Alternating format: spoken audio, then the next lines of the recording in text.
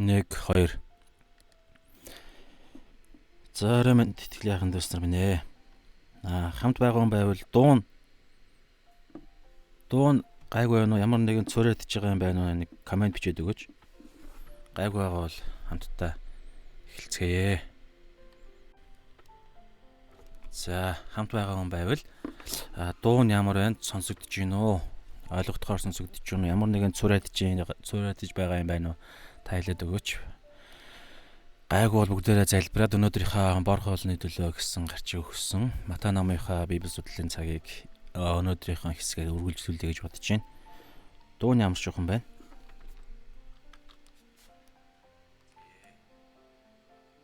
Дуу зүгээр байна. За хамтдаа залбираад эхлэе. Эзэн минь цагийн төлөө бид талархаж байна. Өнөөдрийн цагаар дамжуулан эзэн та бидний оюун ухаанд шинжилтийг өгөөч эзэн. Бид таныхаа дүр төрх рүү ойртохыг хүсэж байна эзэн. Та бидэнтэй яриач, бид таныг сонсохыг хүсэж байна эзэн. Та үргэлж биднийг сонсдог, харин бид таныг хамгийн тодор сонсдог байхын тулд таны хамгийн бодиттой илэрхийлэл болсон үг рүү тань ирж байна. Есүсийн нэрээр амен.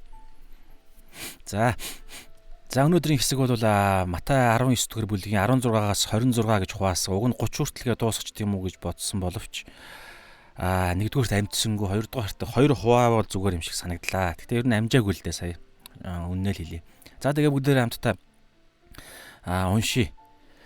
За өнөөдрийн хэсэг бол баян залуу гэсэн гарчигтай хэсэг байна. Тэгэхээр 27-оос ерөнхийдөө бол ингээд тусад нь ингээд авчиж болохоор агуулмж нь мэдээж нэг агуулмж дотор нэг арай өөр хэсэг рүү шилжилт орж байгаа учраас тэрүүгээр нь хуваагаад тэрийг нь дараа нь явахаар бодлоо. За тэгээд уншлаа. За өнөөдрийн хэсэг бол бас Марк 10:17-оос 31, Лук 18:18-аас 30 гэсэн хэсгүүдэд байна. За Матай 19:16-аас 26. Үзэгтэн нэгэн хүн ирээд түүнд "Багшаа, мөнх амийг олохын тулд би ямар сайн юм хийх ёстой вэ?" гэж асуухад Есүс "Чи надаас юунд сайн юу болох тухай асуунд вэ? Сайн нь зөвхөн ганц байдаг. Чи амьтаа болохыг хүсэж байгаа бол тушаалыг сах" гэв. Тэр түүнд "Алийг нь гэхэд" Есүс "Чи хүмбүү ал, чи бүү завхаар, чи бүү хулгайл, чи худал хуурмаг бүү гэрчил, эцэгхээ хүндэл, чи хөршөө өөрийн адил хайрл" гэжээ. Залуу эр түүнд "Энэ бүхнийг би сахисан, надад өөр юу дутагдж байна вэ?" гэхэд Есүс "Чи төгс байхыг хүсэж байвал явж хөрөнгөө зарж ядуустаг. Тэгвэл чи тэнгэрт эрдэнэстэй болно. Тэгээд ирж намайг даг" гэлээ. Залуу энэ үгийг сонсоод гунигтайгаар холдон явлаа. Учир нь тэрээр маш их хөрөнгөтэй байв. Есүс шав нартаа "Үннээр би та нарт хэлье. Баян хүн Тэнгэрийн хаанчлалд орох нь нэм бэрх. Би та нарт дахин хэлье. Баян хүн Бурхны хаанчлалд орохоос тэвний сүвхчөөр нэвтрэх нь илүү хялбар" гэв. Шавнар нь үүнийг сонсоод ихэд гайхан "Тэгвэл хэн аврагдаж чадах вэ?" гэцгээхэд Есүс тэднийг хараад "Энэ нь хүмүүст боломжгүй, харин Бурханд бүх юм боломжтой" гэж айлдав. Амен. За тэгэхээр өнөөдөр Есүс дээр нэгэн хүн ирсэн. За нэгэн баян залуу гэж байгаа. Ер нь залуутар насны баян хүн, баян залуу ирсэн. Тэгэнгүүтлээ ингэж асуусан. Баян юдэ хүн шүү дээ, тэ. Багшаа гэж асууж байгаа. Гэхдээ Марк, Лук дээр бол сайн багшаа гэдэг үг бас байдлаар илэрхийлсэн байна. Сайн багшаа, мөнх амийг олохын тулд би ямар сайн юм хийх ёстой вэ гэж асуухад Есүс "Чи надаас юун сайн болох тухай асууна вэ?" За нөгөө хэд нь бол юунд чи намайг сайн гэж асууж байгаа юм бэ? Намайг юунд сайн багшаа гэж намайг хэлнэ вэ гэдэг байдлаар Марк, Лук дээр бас хэлсэн. За тэгээд зөвхөн ганц нь сайн нь зөвхөн ганц байдаг. За Марк, Лук дээр бол Бурханаас өөр сайн гэж байхгүй. Зөвхөн Бурхан л сайн. Бусд нь өөр сайн хүн, сайн зүйл гэж юусоо байдаггүй гэдэг зүйлийг хэлсэн байгаа. За тэгээд бүгдээр эхнээс нь хараад явъя. За тэгэхээр 16-аас 22 дээр Есүс баян залууд нэгэн зөвлөгөө өгсөн. За тэгээд 23-аас 26 дээр Тэнгэрийн хаанчлалд баян хүн орох нь нэн хэцүү, маш хэцүү гэдгийг Есүс тайлбарлсан байгаа. Энэ баян залуугийн залуутай харилцсан, зөвлөлдсөн, харилцсан үйл явдал дээрээ тулгуурлаад дагалдагч нартай хариулсан. За тэгэхээр өнөөдрийн хэсэг дээр бол маш чухал зүйлийг биднэрт хэлье шүү. За тэгээ бүгдээрээ эхнийхээ ишлэлээс харъя. Матай 16-гийн 19-16 дугаар ишлэл. За баян залуугийн асуултыг бүгдээрээ маш сайн ойлгох хэрэгтэй. За ингээд судалж байх үед бол Энэ асуултан дотор нь маш олон юм 3 зүйл илэрхийлэгдэж байгаа байхгүй юу. За энэ залуугийн Тэнгэрийн хаанчлалын талаарх үзэл, энэ залуугийн Тэнгэрийн хаанчлалын талаарх үзэл, за энэ залуугийн одоо өөрийнхөө талаарх үзлийг бол асуултаас нь бид нар мэдэх боломжтой. За асуултыг нь харъя. Сайн багшаа, мөнх амийг олохын тулд би ямар сайн юм хийх ёстой вэ? Мөнх амийг олохын тулд, Тэнгэрийн хаанчлал орохын тулд гим нүглийн асуудлаа шийдэх мэдэх гэдээ янз бүрээр илэрхийлж болно шүү дээ. Тэнгэрийн энд асуултан дээр бол мөнх амийг олохын тулд, мөнх амьтай болохын тулд би ямар сайн юм, сайн үйлс хийх ёстой вэ? Асуулт нь шууд ингэж асууж байгаа. Мөнх амийг олохын тулд би яах ёстой вэ биш. Мөнх амийг олохын тулд би ямар сайн юм хийх ёстой вэ гэдэг асуулт. За энэ асуултаас бид нэр эхлээд 3 зүйлийг харж байна. Нэгдүгээрт мөнх амийг хүн өөрийн хүчээрээ авах боломжтой гэдэг. Энэ залууд тийм ойлголт байна. Юдэчүүдэд ийм ойлголт байсан гэсэн үг. Хуучин гэрээнээс Есүс Христийг ирэх хүртэл хуулийг хүлээн авч Синай уулан дээр Мосегоос манай эртний өмнөх 1400 орчим оны үед хуулийг аваа тэгээд Месүс хүртэлх 1400 орчим жилийн турш Израиль үндэстэн ингэж хуулийн дор янз бүрийн өсөл дуналт амьдарч явах үедээ тэдний генд нь ийм ойлголт суудсан байна гэсэн үг. Амьдралынх нь уламжлал, тэдний шашинд нь, тэдний итгэл үнэмшилд нь хүн өөрийн хүчээр сайн үйлсээр мөнх амийг авах боломжтой гэдэг ийм зүйл рүү очсон байна гэсэн үг. Энэ залуу бас тэдгээр бүлэглэлийн Израиль үндэстний төлөөлөл мөнх амийг авах боломжтой хүн мөнх амийг гараа сунгаад авах боломжтой өөрийн хүчээр. Хоёрдугаарт тэгж авахын тулд хүн сайн үйлс өөрөөсөө сайн үйлс хийж иж тэр мөнх амийг авах боломжтой гэдэг. Энэ нь зөвхөн Израиль үндэстэнд ч биш. Ер нь хүний мөн чанарт, мэс чанарт хүнд ийм ойлголт суудсан байдаг. Хаанаас хизэнээс суусан. Миний бодлоор одоо бодогдож байгаа бодлоор бол эдэн цэцэрлэгээс л ерөөсөө. Санаж байгаа үстэй та могоо эмхтэд хилдэг. Эмхтэй эрэгтэй хоёрт Адам Яв хоёрт. Уг нь могоогоос өмнө болохоор бурхан яасан бэ гэхээр эдэн цэцэрлэгт байрлуулад бүх модны жимсийг үнгүү өгсөн. Сайн мууг ялгах тэр ойлголт бурханаас шалтгаалж бурханы тодорхойлсноор бурхан юуг муу, юу сайн, бурхан юу гэж хэлнэ тэрүүгээр л хүн амьдрахаар анханасаа бүтээгдсэн. Филиппо 2 дээр бол боолын дүр гэж байгаа. Боолын дүр. Анханасаа хүн төрлөختөн бурханыг эзнээ болгон амьдрахаар гим нүглээс ч өмнө тэгж бүтээгдсэн байсан. Амин амьсгал буюу ариун сүнсийг үлээж оруулснаар хүн бурханы амьсгалаас бүрэн хамааралтай гэж үлээж оруулсан амьсгал. Тэр нь ариун сүнс. Тэгээ иймэрхүү байдалтай бүтээжсэн чинь могоо эренгүүтлээ амьдарч байтал могоо эренгүүтлээ нэг зүйлийг хэлсэн нь энэ модны жимсийг идэх юм бол та нар өөрсдөө нүд чинь нээгдээд сайн мууг бурханы тодорхойлолтоор биш бурханы хэлсэн тэр дээр чинь эзэн байх шаардлагагүй. Та нар өөрсдөө харин бурхантай адилхан болно. Ямар нэгэн эзний хэлсэн эзний үгээр тушаалаар заавраар биш өөрсдөө эзэд болно энэ дэлхий дээр. Сайн мог мэдэх тал дээр та нар бурхантай адилхан болно.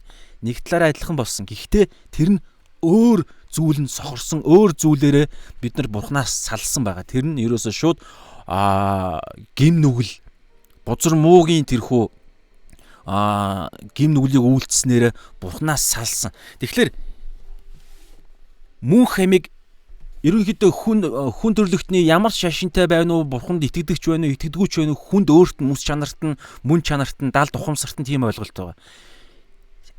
Сайн байвал бид нар одоо юу гэдэг юм бурханы стандартт хүрнэ. Сайн байвал бид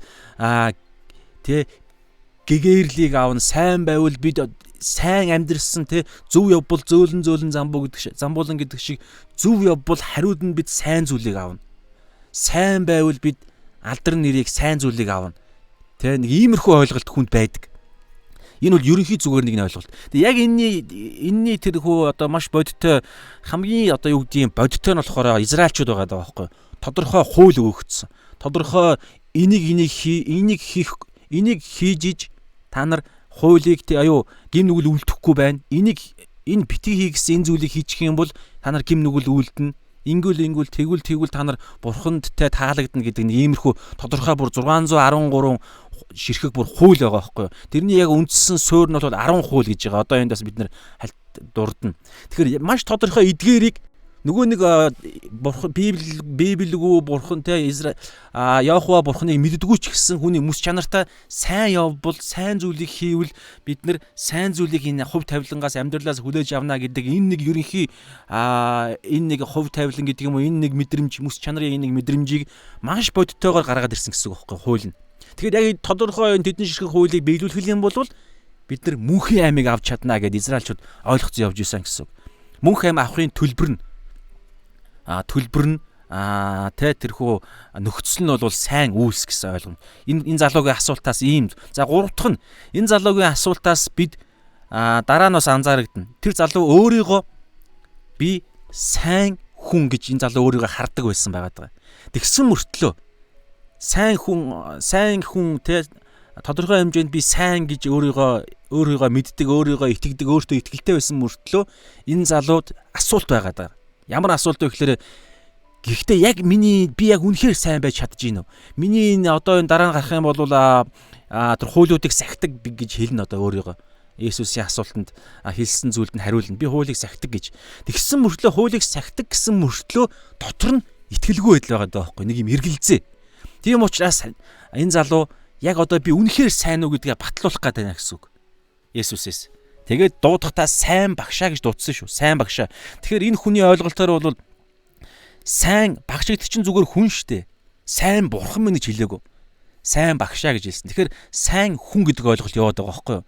Есүсийг сайн багш болсон хүн минь ээ. Бурханаас ирсэн хүнээ ч гэдэг юм уу. Иймэрхүү төвшөнд хэлж байгаа. Гэхдээ сайн гэдэг нэг үгийг оролцуулж хэлж байгаа. За энийг яагаад чухалчлаад байгаа гэхээр Есүс энийг маш чухалд авч үзээд түүний асуултаа хэлэхээс өмнө дуудсан сайн багшаа гэдэг энэ үгэн дээр нь Есүс цаашаага задлаад маш чухал зүйлээр энэ залуугийн асуултыг ингэж өөрлөө нь гаргаж иж тавина. Бас энэ асуултыг нь задлана. Бараг өөрт нь янз бүрийн байдлаар хариулт өгнө. За тэгээ иймэрхүү байдалтай ямарч байсан асуултаас нь бид нар 3 зүйлийг харж болж байгаа тий. Тэгэхээр 3 дугаарт нь энэ доор би бас тэмдэглэсэн. Одоо тэр энэ залуу ингэж байгаа шүү дээ тий. Би мөнх амийг олохын тулд би ямар сайн юм хийх ёстой вэ? Мөнх янз бүрийн сайн одоо юу гэдэг хууль тэр 10 хууль байлаа гэж бодоход 10 хууль чинь 10 юмыг шаардж байгаа шүү дээ. Тэр 10-ыг хийчлээ гэж бодоход гэтэл Тороогийн Библийн эхний 5 ном 613 хууль байгаа гэл янз бүрийн иргэний аюуны ёслолын харилцааны гэл янз бүрийн байдлаар иймэрхүү байдлаар мэс чанарын гэл.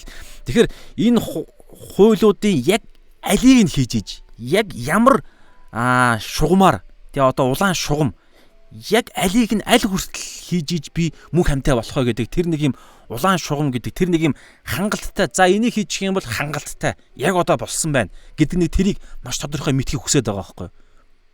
Яг бүгдийг нь юм уу? Эсвэл яг энийг нь юм уу? Гэхдээ одоо би ингээд бүгдийг нь одоо энэ доороос хэлнэ. Би бүгдийг нь хэрэгжүүлдэг. Гэхдээ яаж мөнх амьтаа болох вэ? Дотор нь итгэл байхгүй байгаа даа. За цаашаа бүгдээрээ. За Есүс хариулсан 17 дугаар ишлэл дээр. За түүний асуултанд чи надаас юунд сайн юу болох тухай асууна вэ? За Марк Луктаар бол чи намайг юунд сайн гэж хэлнэ вэ гэдэг байдлаар бас хэлсэн байгаа. Ялгаа байхгүй. Аливаар нь ярьсан ч гэсэн Есүс нэг зүйл рүү цорын ганц сайн хэн гэдэг байдлаар цорын ганц нэг зүйл рүү аваачих гэдэг байгаа байхгүй. За Матай дээр бол чи юунд сайн юу болох? Чи надаас юунд сайн юу болох тухай асууна вэ? Марк Луктэй Марк Лукийн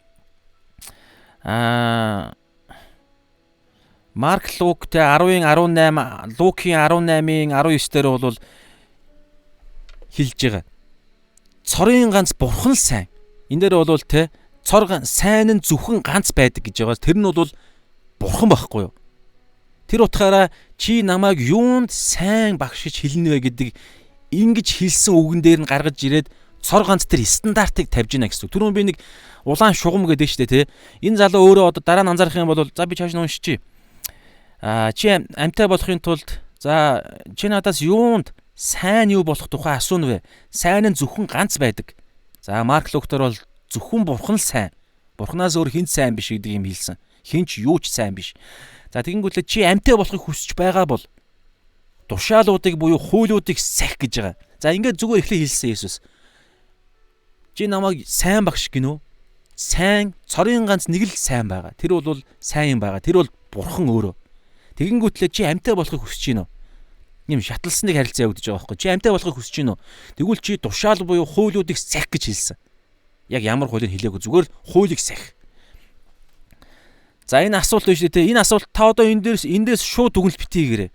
Мөнх амьтаа байхын тулд хуулийг л биелүүлжиж мөнх амьтаа болно гэж эндээс ингэж теологийн ингэж хэрэгжүүлэлт гаргаж бид эндээс дуусч болохгүй шүү. Энэ хам сэдвүүд маш чухал. Одоо энэ бол энэ залуутай нэг зүйлийг ойлгуулахын тулд нэг цэгт хүрэхийн тулд түүний энэ хэлсэн үгэн дээр нь ингэж юм шаталсан харилцаа явагдаж байгаа шүү. Тэгэхээр яг одоо эхний байдлаар чи амьтаа болохыг хүсэж гинөө. Чи хуулиудыг сахих. Яагаад ингэж хэлсэн? Энэ залуу өөрөө асуусан шүү дээ. Мөнх амьтаа болохын тулд ямар сайн юм хийх ёстой вэ? Үйлс. Ямар үйлсийг хийвэл мөнх амьтаа болох вэ гэсэн чинь Есүс тэр асуусан асуултанд нь тааруулж хуулиудыг, тушаалуудыг сахих гэсэн. Хууль. За тэгсэн чинь 18-аас залуу ингэж хариулсан. Алийг нь асар олон ба. За их хамгийн суур 10 хууль байгаа. Цаашаага 600 хэдэн хууль байгаа. Дээр нь нэмээд фарисеучуд уламжлал, Ахмадын уламжлал те Мишна гэж ярьж байгаа, Талмуд гэж ярьж байгаа тэрхүү хуулийг тайлбарлсан дахиад нэмэлт баахан тайлбарууд байгаа. Тэрийг хүртэл фарисеучуд энийг бас зэрэгцүүлж үүнийг хүртэл та нар биелүүлэх ёстой гэж бас хэлдэг байсан. Тэгэхээр асар олон хуулиудаас алийг нь юм бэ гэсэн байдлаар. За тэгсэн чи Есүс за одоо хараа та Есүс 10 хуулиас иш татна. Гэхдээ заримыг нь би ингээд ерөнхийдөө анзаарахад нэг юм зоригтойгоор заримыг нь татсан байгаа. За би энэ доор ингээд гаргацсан. 10 хууль гэтэл Египтээс гарсан буюу эхний хуулийн 5 номын 2 дахь ном болох гэтэл 20 дугаар бүлгийн 1-ээс 18 дээр 10 хууль өгсөн байгаа. За дэд хууль дээр ч байгаа. Чааш ингээд давтсан байгаа. Гэхдээ хамгийн эхэлж бол яг түүхэн үйл явдал дээр бол гэтэл 20 дээр. За тэгэхээр 10 хууль байгаа. Мосе 2 хадан хавтан дээр бурхан хадан дээр бурханы гараар бурхан өөрөө Мосед бичиж өгсөн. Эхний хавтан дээр нь 5 хууль нь байдаг. За 5 гэж болно, эсвэл 4 гэсэн ч болно дөө. За 4 хууль. За эхний хавтан дээр нь 4 хууль, 5 хууль байгаа. За тэр нь эхний хавтан дээр нь болохоор хүн бурхантай ямар байдлаар харилцах, ямар үүрэг, ямар байдлаар бурхантай харилцах, босоо чиглэлийн харилцаан дээр бурханы тавьсан стандарт, бурханы хүсэл гэж хэлж болно, бурханы тушаал. Тэр нь нэгдүгээрт надаас өөр бурхантай байж болохгүй гэж бурхан хэлсэн Израиль үндэстэнд. Гэхдээ одоогийн шинэ гэрээний төвшөнд бол бүх дэлхийд гэж хэлж болно шүү. Хүн төрлөختөнд. Хуучин гэрээнд бол хүн төрлөختнийг төлөөлж нэг үндэстнийг сонгож байгаа. Тэндээс эхлээд ингэ явж байгаа. Тэр нь бол өөр сэдв. Чи надаас хүн төрлөختөнд надаас өөр бурхантай байж болохгүй. Нэгдүгээрт. Хоёрдугаарт чи дээр тэнгэр газрын доор хаанаас ерөөсөө ямар нэгэн дүрсээр, ямар нэгэн материалаар, ямар нэгэн одоо юу гэдгийг агуулгыг тээж шүтэн бүүхэй гэдэг. Ямар ч шүтэн хийж болохгүй. Модоор уу, алтаар уу, юугаар уу, хадгаар уу, одоо юугаар байдیں۔ Бас эсвэл юм хийдэггүй мөртлөө ямар нэгэн юмыг хүртэл шүтэнээ болгож болохгүй. Тэр бол магадгүй ихнийхтэй орох байх. Надаас өөр бурхантай байж болохгүй. Цорын ганц би л бурхан. Хоёрдугаарт нь шүтэн бүүх хий. Ямар нэгэн юмыг шүтэнэгээд шүтэж болохгүй. Гуравдугаарт нь бурхны цор ганц тэр бурхны нэрийг нь дими хоосон бүү дууд гэж байгаа. Түүний нэрийг эрхэмлэн хүндэлж нэрийг нь амнаасаа гаргах болгондоо тэр бурхнаа л бодож зоригтойгоор дими хараалдаа ч юм уу, эсвэл тоглоом шоглоомондоо ч юм уу ямар нэгэн байдлаар нэрийг нь бүү дурд. Бурхнаас эмээх юм ярьдаг. Сургаалт өгс 3-5 дээр бол эзнээс эмээх нь мэдлэгийн эхлэл гэж байгаа. Эзнээс эмээх нь маш чухал. Эмээхгүй байна гэдг нь тэндээс цааш нь асар олон зүйлсүүдийн бузар муугийн эхлэл байдаг байхгүй бардамнал гэл. Эзнээс бурхнаас эмээхгүй ямар нэгэн байдлаар л тэнд эзний дээр нь гарч ямар нэгэн байдлаар бурхныг улдаа гიშгэж явуул тэнд аимшигтай зүйл эхлэл тавигддаг гэсэн санаа байгаа. За дөрөвдүгээрт нь амралтын өдрийг буюу шаббат өдөр гэж байгаа. За одоо бол ялгаа авахгүй л 7 дахь өдрийг л ойлгочих. 7 дахь өдрийг ариунаар сахих гэдэг. Одоо бол шинэ гэрээний юм дээр бол бүх өдөр гэж байгаа. Тэгтээ яг эзний амилсан өдрийг ярьдаг. За тэр нарийн юм нь яг ингэж байгаа. За одоо тэгсэн чинь эднээс Есүс нгийг дурдаагүй. Бурхантай харилцааг тал дээр юу ч дурдаагүй. Гэтэл энэ залуугийн асуудал бол мөнх амийг авахын тулд буюу Тэнгэрийн хаанчлал, Бурханы хаанчлал, Бурханы авралыг авахын тулд би юу хийх ёстой вэ гэсэн чинь эхний тэр хавтан дээр байдаг Бурхантай ингэж тэгэх ёстой гэдэг дээр юу ч хэлээгүй Есүс. Харин хоёр дахь хавтан дээр байдаг хуулиудыг хэлсэн Есүс. Гэхдээ нэгийг нь хэлээгүй лээ шүү. Би яг анзаарах. За бүгдээрээ харъя. 18-аас чи хүн бүү аал 6 эцэг ихээ хүндэл гэдгийг алгасчиж байгааз. Гэхдээ сүүлд нь хэлсэн. За эхлээд хүн бүү аал. Чи хүн бүү аал. За чи бүү завхаар. Чи бүү хулгайл энд байгааз. Чи худал хуурмаг бүү гэрчил. Хөршөөгөө эсрэг худал бүү гэрчил гэж байгаа. За тэгээд эцэг ихээ хүндэл. Чи хөршөө өөрийн адил хайрл. Матай дээр бол. За юун дээр ч гэсэн байхгүй. Марк Лук дээр ч гэсэн энэ бүү шунахаар гэдэг нь байхгүй байгаа байхгүй. Сонио. Гэтэл энэ залуу болохоор баян залуу. Дараа нь та анзаарах юм бол мөнгөний асуудалтай. Мөнгө нь түүний хувьд хамгийн том саадан байсан. Гэтэл Есүс бүү шунахаар гэдгийг хэлээгүй сонио. За тэгэнгүүтлээ аврал Тэнгэрийн хаанчлал аврал ярьж байгаа мөртлөө Бурхантай харилцах Бурхантай ямар харилцаатай байх талаар хуулийг юусэн яриаггүй. Хэлээгүй. Эдгээр хэлсэн байгаа байхгүй. Энэ тавыг. Энэ тавыг. Дээр нь нэмээд Левит 19:18 дээр хэлж байгаа. Чи хөршөө өөрийн адил хайрл гэдэг. Тэгээ энүүгээр ерөнхийдөө бол шинэ гэрээнд сайн мэдээний номууд дээр Есүс энэ 6 хуулийг бүгдийг нь базаад Есүс ингэж хэлсэн байдаг байхгүй. Чи хөршөө өөрийн адил хайрл. Мөн Бурхан эзнээ бүх зүрх те Матай 22:37 дээр байгаа. Энийг дараагийн ишлэл дээр нь байна уу? Энэ бас байгаа шүү. Хөршөө өөрийн адил хайрл гэдэг нь. Тэгэхээр Матай 22 дээр бол 10 хуулийг Есүс базангуутлаа 2хан хууль болгож байгаа. Нэгдүгээрт босоо чиглэл. Чи Бурхан эзнээ бүх зүрх, бүх сэтгэл, бүх хүч чадлаараа хайрл гэдэг дэд хууль 6-гийн 5-ыг хэлсэн. Бурхан эзнээ бүх зүйлээрээ хайрл. Есүс энэ залуудаар энийг хэлээг байгааз хөндлөн чиглэл загалмаа үүсдэг штэ. Хөндлөн чиглэлийнхээ энэ эцэг ихээ хүнд хүн баал, бүү завхаар, бүү хулгаал, бүү гэрчил, бүү шунахаар гэдэг энэ 6 хуулийг базаад чи хөршөө өөрийн адил хайрл гэж Матай 22 дээр бас хэлдэг. Ийм 2 хууль. Хайрл. Бурхан эзнээ бүх зүрх сэтгэл хүч чадлаараа хайрл. Хөршөө өөрийгөө яаж хайрладаг шигэ хөршөө хайрл. Ингэж хэлдэг. Харин энэ залуу Есүс болохоор энэ залуу дээр зөвхөн энэ нийгэмтэй хажуудаа байгаа хөрштөөгөө хүнтэйгээ харилцахдаа ямар хуулийн дагуу харилцах ёстой вэ гэдэг тэр хуулийг л ерөнхийдөө хэлсэн байгаа.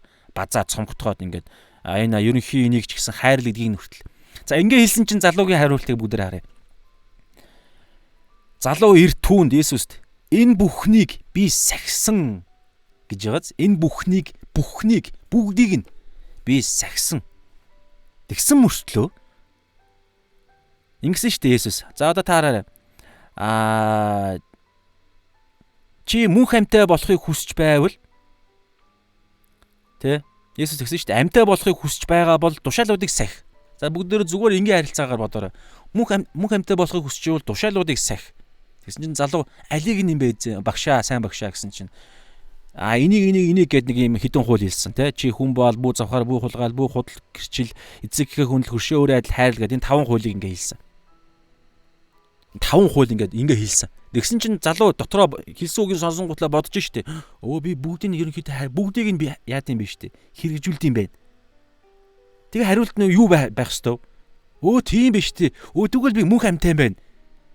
Есүс тэгээ үздэй. Мөнх амьтаа байхыг хүсэж чинь тушаалыг сах, адийг нь энэ 5-ыг гэсэн чинь би хэрэгжүүлд юм байна. Тийм үү. Тэгвэл амьтаа болцсон юм гэдэг үг сонсох гээд байгаа байхгүй юу? Тэгсэн чинь тэр залуу би бүгдийг нь сахдаг гिचингүүтлээ араас нэг юм хэлж байгаа. Тэр нь тэр залуугийн гол асуудлыг нь одоо гаргаж ирж байгаа. Есүс ингээ хилэнгүүтэлтэй шууд чи 5-ыг нь 5 ингээ хэрэгжүүлд юм уу? Бүгдийг нь хэрэгжүүлд юм уу? Тэгвэл чи мөнх амьтаа юм байна штэ гэдэг ийм хэлээгүй. Тэр залуугийн дотоод нэг юм асуудлыг нь харж байгаа учраас Есүс ингэж гаргаж ирээд байгаа байхгүй юу? За ингээ хэлсэн чинь залуу энэ бүхнийг би сахисан гингүүтлээ араас нь өөрийгөө хэлчилж байгаа гэсэн. Надад өөр юу дутагдж байна вэ? За ингээ хэлэх үед Есүс одоо хариулж байгаа. За энэс наана бүгдээрээ би энэ хэд хэдийн юм орхисон байх гэж бодож байна. За энэ сайн гэдэг дээр бүгдээрээ маш сайн нэг юм ойлгох хэрэгтэй. Түрүү хэлсэн шүү дээ. Энэ залуу энэ саяных дээр хүртэл Есүс 5-ыг 10 хуулийн за 4-ийг энэ дээр нэмээд Левит 18-ийн 19-ийн тэ 18-19 хаа. Тий 19-ийн 18 дахь тэр цомогдсон дүгнэлт болох чи хөршөө өөрөө адил хайрл гэдэг тэрийг бас ингэж дүгнэлттэй хамт гэсэн үг. Гэхдээ дунд нь шунах, бүү шунахаар гэдгийг хэлээгүй шүү дээ. Автсан байгаа. Матай, Марк, Лук аль алин дээр байхгүй лээ. Яг тэрний тэр залуугийн гол асуудалтай юмыг нь хэлээгүй байгаа байхгүй. Тэгээд бүгдийг ингээ хэлцсэн. Тэгээд дээр нэмээ дүгнэлттэй нэлсэн чи хөршөө өөрөө адил хайрл. Тэгээд ингээ хэлснийхэн дараа нь хүртэл тэр залууд надад тэгээ юу дутагдж байна? Ингээ дутуу юм мэдрээд байгаа байхгүй. Тэгэхээр энд нэг ийм асуулт байгаа. Багшаа, сайн багшаа гэж хэлсэн Матай, Марк, Лук дээр бол тэгэхээр энэ залуу нэгдүгээр Есүсийг сайн багшаа гэж хэлсэн. Бас өөрөө ч гэсэн сайн үйлс ямар сайн үйлс хийж иж би Тэнгэрийн хаанчлал орох вэ? Тэгэхээр энэ залуугийн асуултан дээр ийм байгаа байхгүй юу?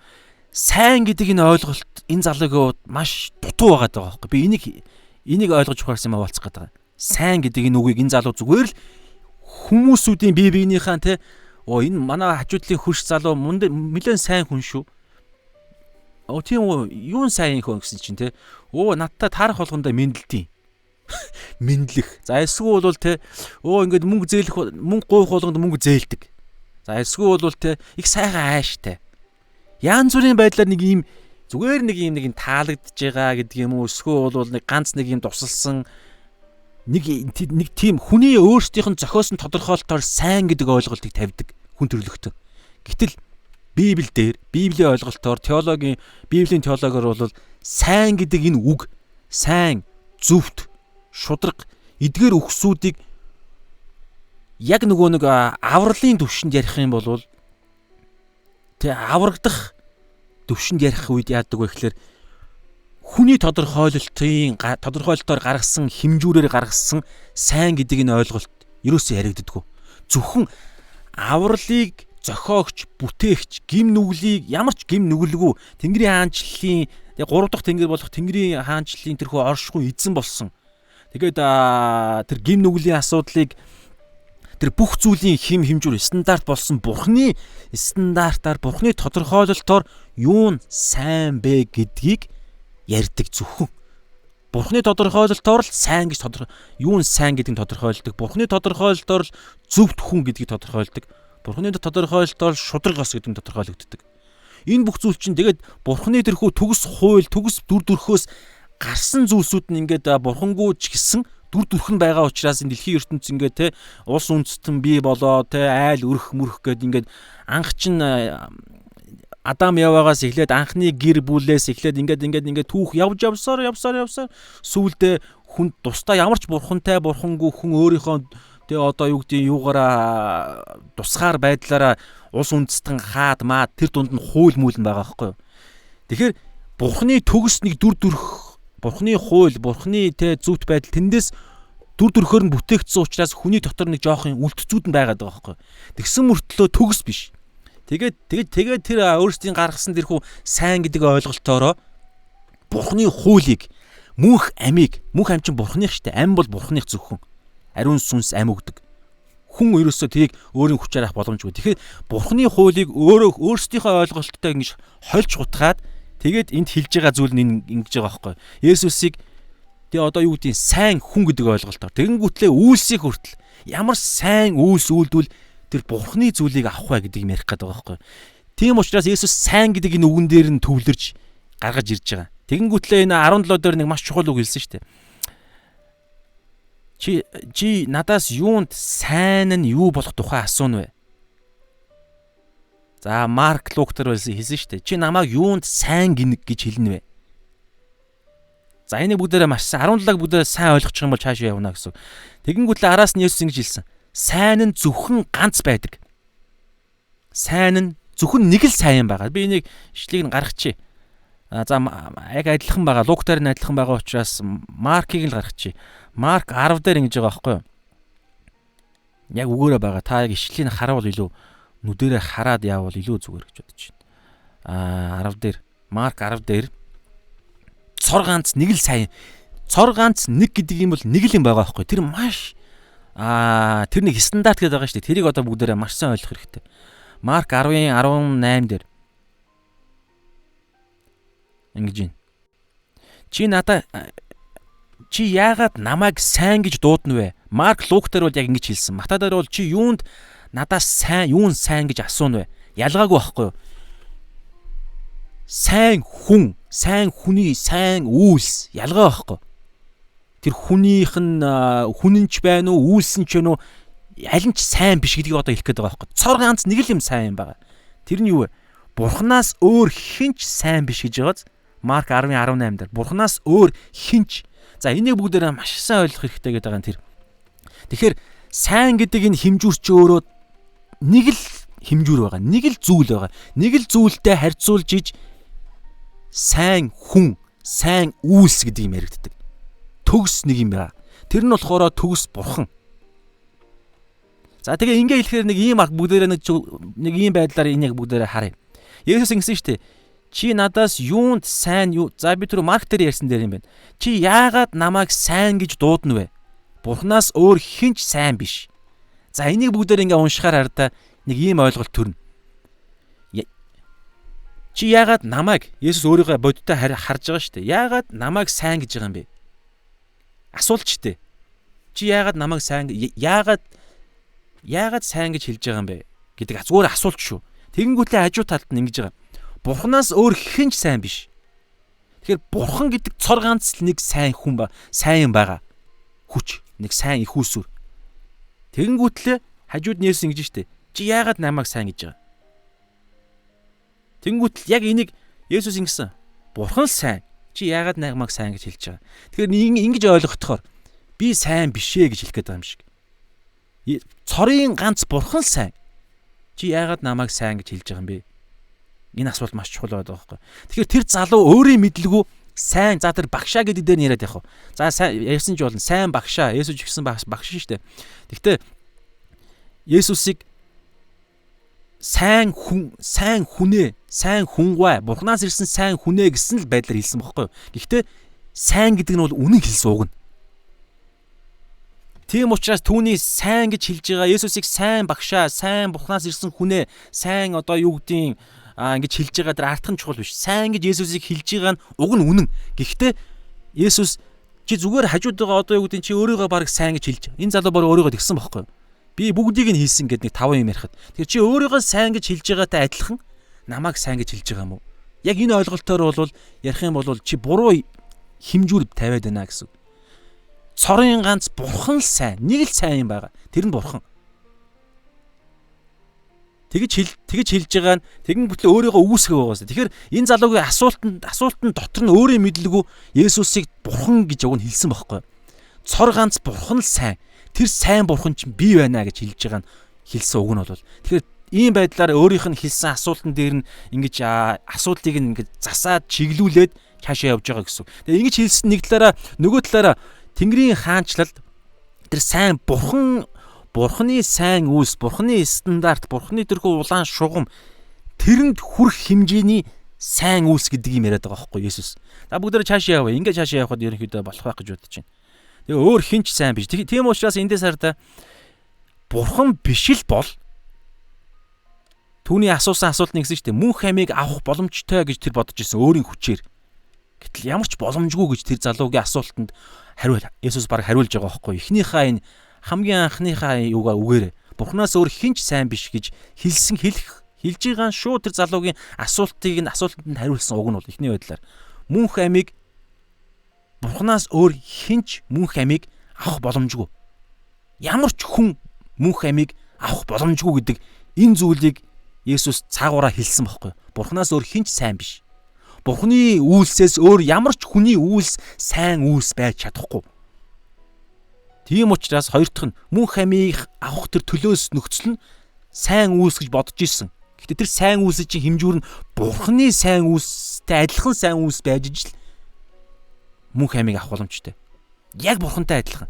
За 3 дугаарт нь ямар ч хангалт байхгүй. Бурханы хэмжээнд ирж ижил тухайн хүн сайн хүн гэж яригдана. Тэгэхээр сайн хүн гэж байдаггүй. Ром 3:23 дээр юу гэж байгаа вэ гэхээр бүгд нүгэл үйлдэснээр Бүгд нүгэл үйлдсэн тул бүгд гэдэг чинь бүхэн л гэсэн үг шүү дээ. Бүгд нүгэл үйлдсэн. Бүр тодорхой факт ярьж байгаа. Нүгэл үйлдсэн тул Бурхны алдар сууд хүрдэггүй. Тэр Бурхны төгс хим химжүүрт хүрдэггүй. Тэр сайнны хим химжүүрт хүрдэггүй. Бүгд хүрэхгүй гэдгийг ингэж хэлж байгаа. Тийм учраас мөнх амийг ямар ч хүн авах боломжгүй. Гэхдээ өөрийн хүчээр энэ залуугийн тэрхүү анх асуулт тавьж ирсэн асуулт нь ямар ч хариулт нь бол шууд нэг үгээр хэлэхэд бол бараг ингэж хариулж болох байсан байхгүй. Ямар ч сайн үйлс мөнх амийг чи ямар ч сайн үйлс хийгээд мөнх амийг чи авах боломжгүй гэж ярина гэсэн. Яагаад? За энэ дээр нэг ийм асуулт байгаа. Ишлэл байгаа. Яаков 2:10 дээр. За энэ залуу бол тэр Есүсийн хэлсэн үгэнд нь ингээд хариулсан шүү дээ. 5 хуулинд нь хариулсан. Юу гэж хариулсан гэхээр бүгдийг нь гэж хэлсэн. Бүгдийг нь би сахисан. Гэтэл энэ залуу ордоо бүгдийг нь гэдэг байгаа байхгүй. Одоо энэ бүгдийг гэдэг дээр нь бүгдээрээ Библи энэ тал дээр юу гэж хэлдэг вэ бүгдээрээ харъя. Залуу Есүст энэ бүхнийг би сахисан гэж өнгөрсөн цаг дээр хэлж байгааз. За тэгэхээр тэгэнгүүтлээ араас нь надад өөр юу дутагдж байна вэ? Тэгэхээр энэ залуу өөрөө бүгдийг сахисан гэж бодсон мөртлөө дотоод мэс чанар нь үгүй ээ. Чи бүгдийг нь сахиагүй гэж өөрөө дотор байгаа мэс чанар нь Бурхны дүр төрхөөр бүтээгдсэн тэрхүү үлдэц болсон мэс чанар нь өөрийг нь үгүй ээ. Хинээ одоо нэрийг хин гэдэг байсан мэдэхгүй. Чи бүгдийг сахиагүй гэж хэлж ийсэн гэсэн үг. Мэдрүүлж ийсэн гэсэн үг. Тэр утгаараа толгоогоороо би бүгдийг сахисан гэж бодож байгаа мөртлөө зүрх сэтгэл мэс чанар нь үгүй ээ. Бүгдийг сахиагүй гэж хэлж ийсэн. Энийг энэ тал дээр Яаков дээр ингэж хэлсэн. Яг энэ залуугийн энэ мэдрээд байгаа юмыг нь Яаков дээр ингэж хэлж байгаа байхгүй 20 дээр биш 10 дээр. Яаков 2:10. Учир нь бүх хуулийг сахивч энэ залуу өөрөө бүхнийг сахисан гэж хэлсэн шүү дээ. Тэгэхээр бүх хуулийг сахивч нэг дээр нь бүдрэх хэн боловч ганцыг нь л бүдрэх хэн боловч нэг л гим нүгэл үлдчих юм бол бусад бүгдийг нь сахисан ч гэсэн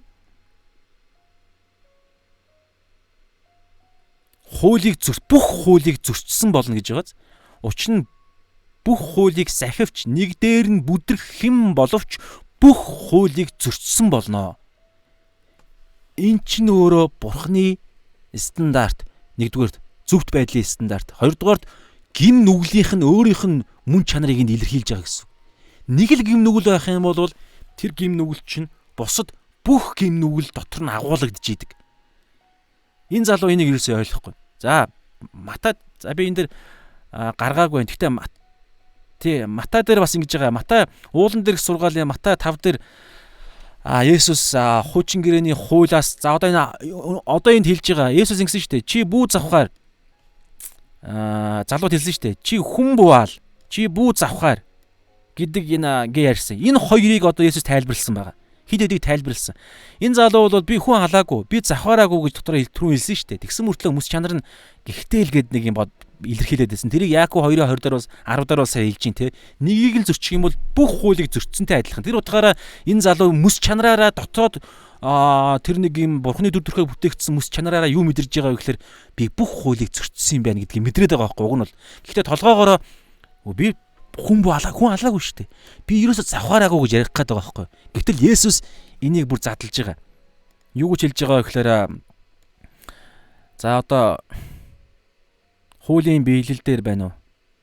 За одоо хүн буугаал гэдэг дээр Матай 5:21-ээс Есүс ингэж тайлбарлаж байгаа.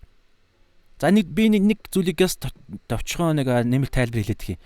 Энэ Матай уулан 5-аас 7 дугаар бүлгийн 5 6 7-год энэ уулан дээрх сургаал бүхий энэ 3 бүлгийг бүлэг хэн зориулж хэлэгдсэн бэ гэхээр ариун сүнс бүхий Есүс Христийн шин гэрээг Есүсийн дотор Бурхантай байгуулсан шин гэрээн дотор амьдарж байгаа Бурханы хаанчлалын огт төгүүд болсон биднэрт зориулагдсан сургаал шүү. Уулан дээрх сургаал.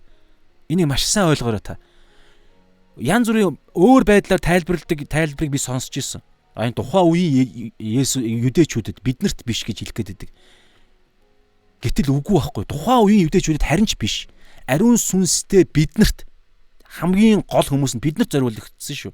Тэр утгаараа Матай уулан дээрх сургаалын Уулан дээрх сургаал бол баг анхныхан сургаал гэж үзэж байгаа зарим хүмүүс бол. За хамгийн анхны амаа ангаагаад хамгийн анхны Есүсийн 3 жилийн үйлчлэлийн номлолынх нь хамгийн анхныхан сургаал нь юу байсан гэж эндээс харахад ерөнхийдөө ойлгогдно. Матай 5-ын 3 дээр нөгөө 9 ерөөлтэйе гэдгийг ихнийх нь сүнсэндээ ядуус ерөөлтэйе Тэнгэрийн хаанчлал тэднийх. Энэ Тэнгэрийн хаанчлал гэдэг чинь Есүсийн өмнөх замын бэлтгэгч Иохан Баптист эхэлж тунхаглаж эхэлж байгаа.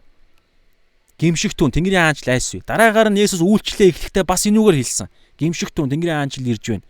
Тэгээд сүүлдээ ерөөсөө 3 жилийн үйлчлэл баян Тэнгэрийн хаанчлалын талаар ярьж байгаа. Тэнгэрийн хаанчлал ирлээ. Тэнгэрийн хаанчлалд орохын тулд надад итгэхтэй миний махыг гэдэг цусыг ууж ижил Тэнгэрийн хаанчлалд орно. Иохан 3 дээр бол Никодемд дээрээс төрөхийн Тэнгэрийн хаанчлалд орохын тулд ус ба сүнсээр төрөх ёстой мостой гэд энэ Тэнгэрийн хаанчлалд орох хүмүүсүүдийн талаар ярьж байгаа. Орсон хүмүүсүүдийн ямар хүн болсон, ямар хүн байх ёстой мостой гэд бүх зүйлийг ярьж байгаа байхгүй. Тийм учраас бидэнд хандсан үг шүү. Энийг та ерөөсөө битгийгээ буруу ойлгоорой. Тийм учраас та ингэж бодоод яг өнөөдөр Монгол чуулганы биднэрт Есүс Христийн итгэж ариун сүнсийг нь хүлээж авсан. Гэтэ түүгээр нь амьдарж байгаа юугүй гэдэг бол өөр асуулт шүү. Тэгэхээр авсан биднэрт зориулсан шууд бидний хийх ёстой үүргээ бодох юм бол та маш өөр байдлаар та харна. Одоо жишээ нь Матай 5-ын энэ дээр жишээ нэгж байгаа.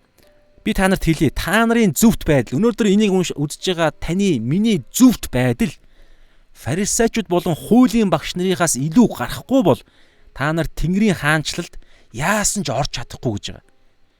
Тэнгэрийн хаанчлалд орсон хүмүүсүүдийн зөвхт байдал яригддаг.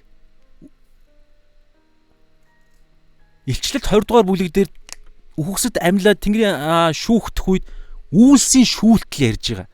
Үйлсээр шүүх нэг л шүүлт байгаа. Бүгд үйлсээр шүүгдэнэ. Итгэгч нар хүртэл үйлсээрээ шүүгдэнэ. Гэхдээ Есүс Христийн дотор байнга явах гэдэг юм нь хамгийн ихэнд явж идэг.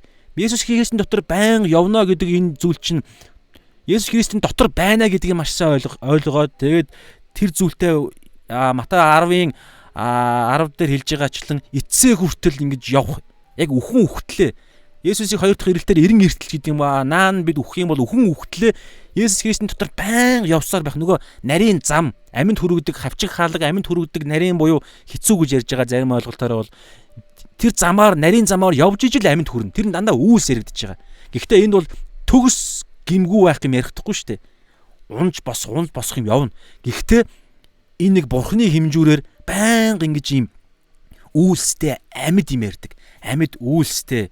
Тэгэхээр Есүсийн дотор байх юм бол яг үйлсээр шүүгдэх үед бид Есүсийн үйлсээр шүүгдэнэ. Гэхдээ Есүсийн хэлэхэд нэг ч гим үлдээгүй шүү дээ. Тэгэхээр Есүсийн нэг ч гимгүй биеийн дотор нэгдэж ижил бид нэг ч гим байдаггүй хүний байх ёстой газар болох Тэнгэрийн хаанчлалд орох байхгүй юу? Түрүүнээс шүү дээ. Бурханаас өөр хинч сайн биш. Есүс ч өөрөө бурхан шүү дээ. Ариун сүнсээр үхсдээс амьлснараа бурханы хүү буюу бурхан гэж тодорхойлогдсон бидний эзэн Есүс Христ гэж Ром 1-дэр хэлж байгаа. Тэгэхээр Есүс буюу бурхан дотор бид нэгдээд бурхан дотор нэг болоод бурханы огт хүүгүүд буюу бас адилхан нэг талаараа бурхад болж байгаа байхгүй. Ягаад тэгэхээр бидний дотор чинь ариун сүнс бурхан байгаа шүү дээ. Тэгэхээр тийм учраас бид бурхан төгс бурхантай адилхан болж ижил төгс бурханы байх ёстой газар болох Тэнгэрийн хаанчлал өөртөө авах тэр мөнх төлөв байдал болох мөнх амийг бид авна. Хүнээрээ биш, бурхантай адилхан болж иж. Тийм учраас ариун сүнсээр амьдрах, Есүсийн дотор амьдрах гэдэг юм зүйлээ бид маш сайн судлаад түүний төлөө ингэж өдөр бүр өөрийгөө үгүйсгээд загалмаагаа өрөөд Есүсийн явсан араар нь буюу цорын ганц л зам байгаа байхгүй юу? Сайн мөнх амьд хүрэх ганцхан зам байгаа. Есүсийн дотор. Гэхдээ Есүсийн дотроо гэдэг чинь юу гэсэн үг вэ гэдэг асуулт яригдчихэж байгаа.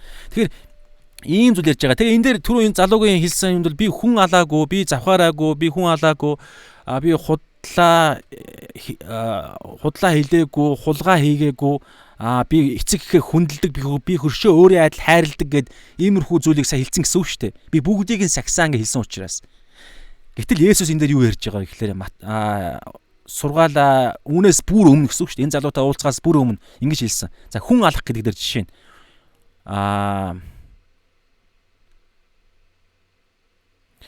Чи хүн бүү аал хүний амь хөнөөсөн хэн боловч шийтгүүлбэл зохино гэж хууччуулд айлдсныг та нар сонссон.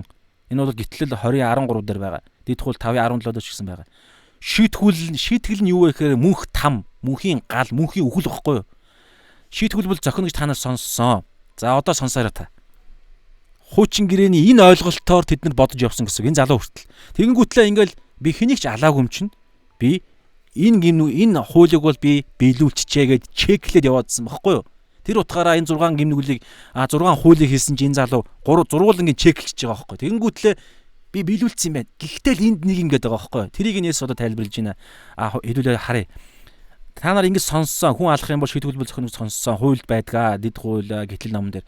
Харин би та нарт хэлье. Би гэдэг чинь хин? Есүс шинэ гэрээг авчирсан. Хуучин гэрээний хуулийг бүрэн төгс биелүүлсэн. Бүр давуулан биелүүлсэн. Хуулийн шаардлагыг нь биелүүлсэн. Хуулийн нэгтэг үр төлөөс нэхээсийг ч гэсэн төлсөн. Өрийг нь ч гэсэн төлсөн. Шаардлага нь юу юм? Хууль юу шаарддаг? Ямар ч гимнүгэл битгий үйлдэл шаарддаг. Есүс 33 жил амьдрахтаа хуулийн шаардлагыг биелүүлсэн. Хууль юу нэгтгэн? Ямар үр төлөөс юу гэж ялалдیں۔ Бүх хүн төрлөختнийг эхний шаардлагын та нар биелүүлээгүй бол бүгд үхэх ёстой гэж хэлдэг. Есүс шаардлага биелүүлсэн учраас үхэх ёсгүй. Гэхдээ хүн төрлөختөн бүгд шаардлага биелүүлээгүй учраас бүгд үхэх ёстой. Гэтэл өөрөө ялыг нь авах хуулийн төлөөс нэхэмжлэлийг өөрөө төлөх ёсгүй мөртлөө бидний өмнөөс төлсөн. Ингэснээр хуулийг бүр давуулан биелүүлж байгаа байхгүй. Тэгээ бусдын өмнөөс хуулийн шаардлагыг биелүүлсэн, бусдын өмнөөс хуулийн төлөөсөө ч төлсөн. Энэ шаардлага гэдэг дээр 33 жилийнх нь амьдрал замаа 3 жилийнх нь үйлчлэл дундаа хүртэл бусдын өмнөөс бүр амьдрсанд маш олон тохиолдол байгаа шүү. Өөрөө 3 жил зүгээр өөрөөр амьдраагүй. Дандаа бусдын өмнөөс амьдрсан, өөрийгөө өхүүлж амьдрсан. Ингээд маш тодорхой олон юмнууд байгаа. Кейсүүд байгаа. Кейс болгон дээр харах юм бол Есүс дандаа өөрийгөө хойш нь тавьж байгаа. Унтаж чадахгүй. Тэгээ одоо бүр амар өөрийгөө ерөөхдөө бүр хайцсан гэсэн 3 жил бусдын өмнөөс амьдарч байгаа. Тэгэхээр бусдын өмнөөс шаардлагыг биелүүлсэн, бусдын өмнөөс ч өөр төлөөс нь төлсөн. Тэр нэгэнгээ ойлгоорой. Шинэ гэрээг авчирсан. Цор ганц 100ч. Тэгэхээр би та нарт хэлье. Ах トゥ удаа хилэгнэгч, уурлагч, үзен ядагч. Ах トゥ удаа хилэгнэгч бүхэн шүүхийн өмнө буруутай. Ах トゥ угаа хоосон толгой гэсэн хэн боловч зөвлөлийн өмнө буруутай.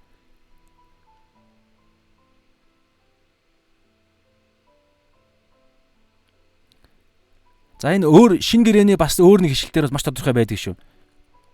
Тэгээд ах トゥ угаа мунхаг гэсэн зөвлөлийн өмнө буруутай. Мунхаг гэж хэлсэн хэн боловч галт тамд орохоор хангалттай буруутгах болно.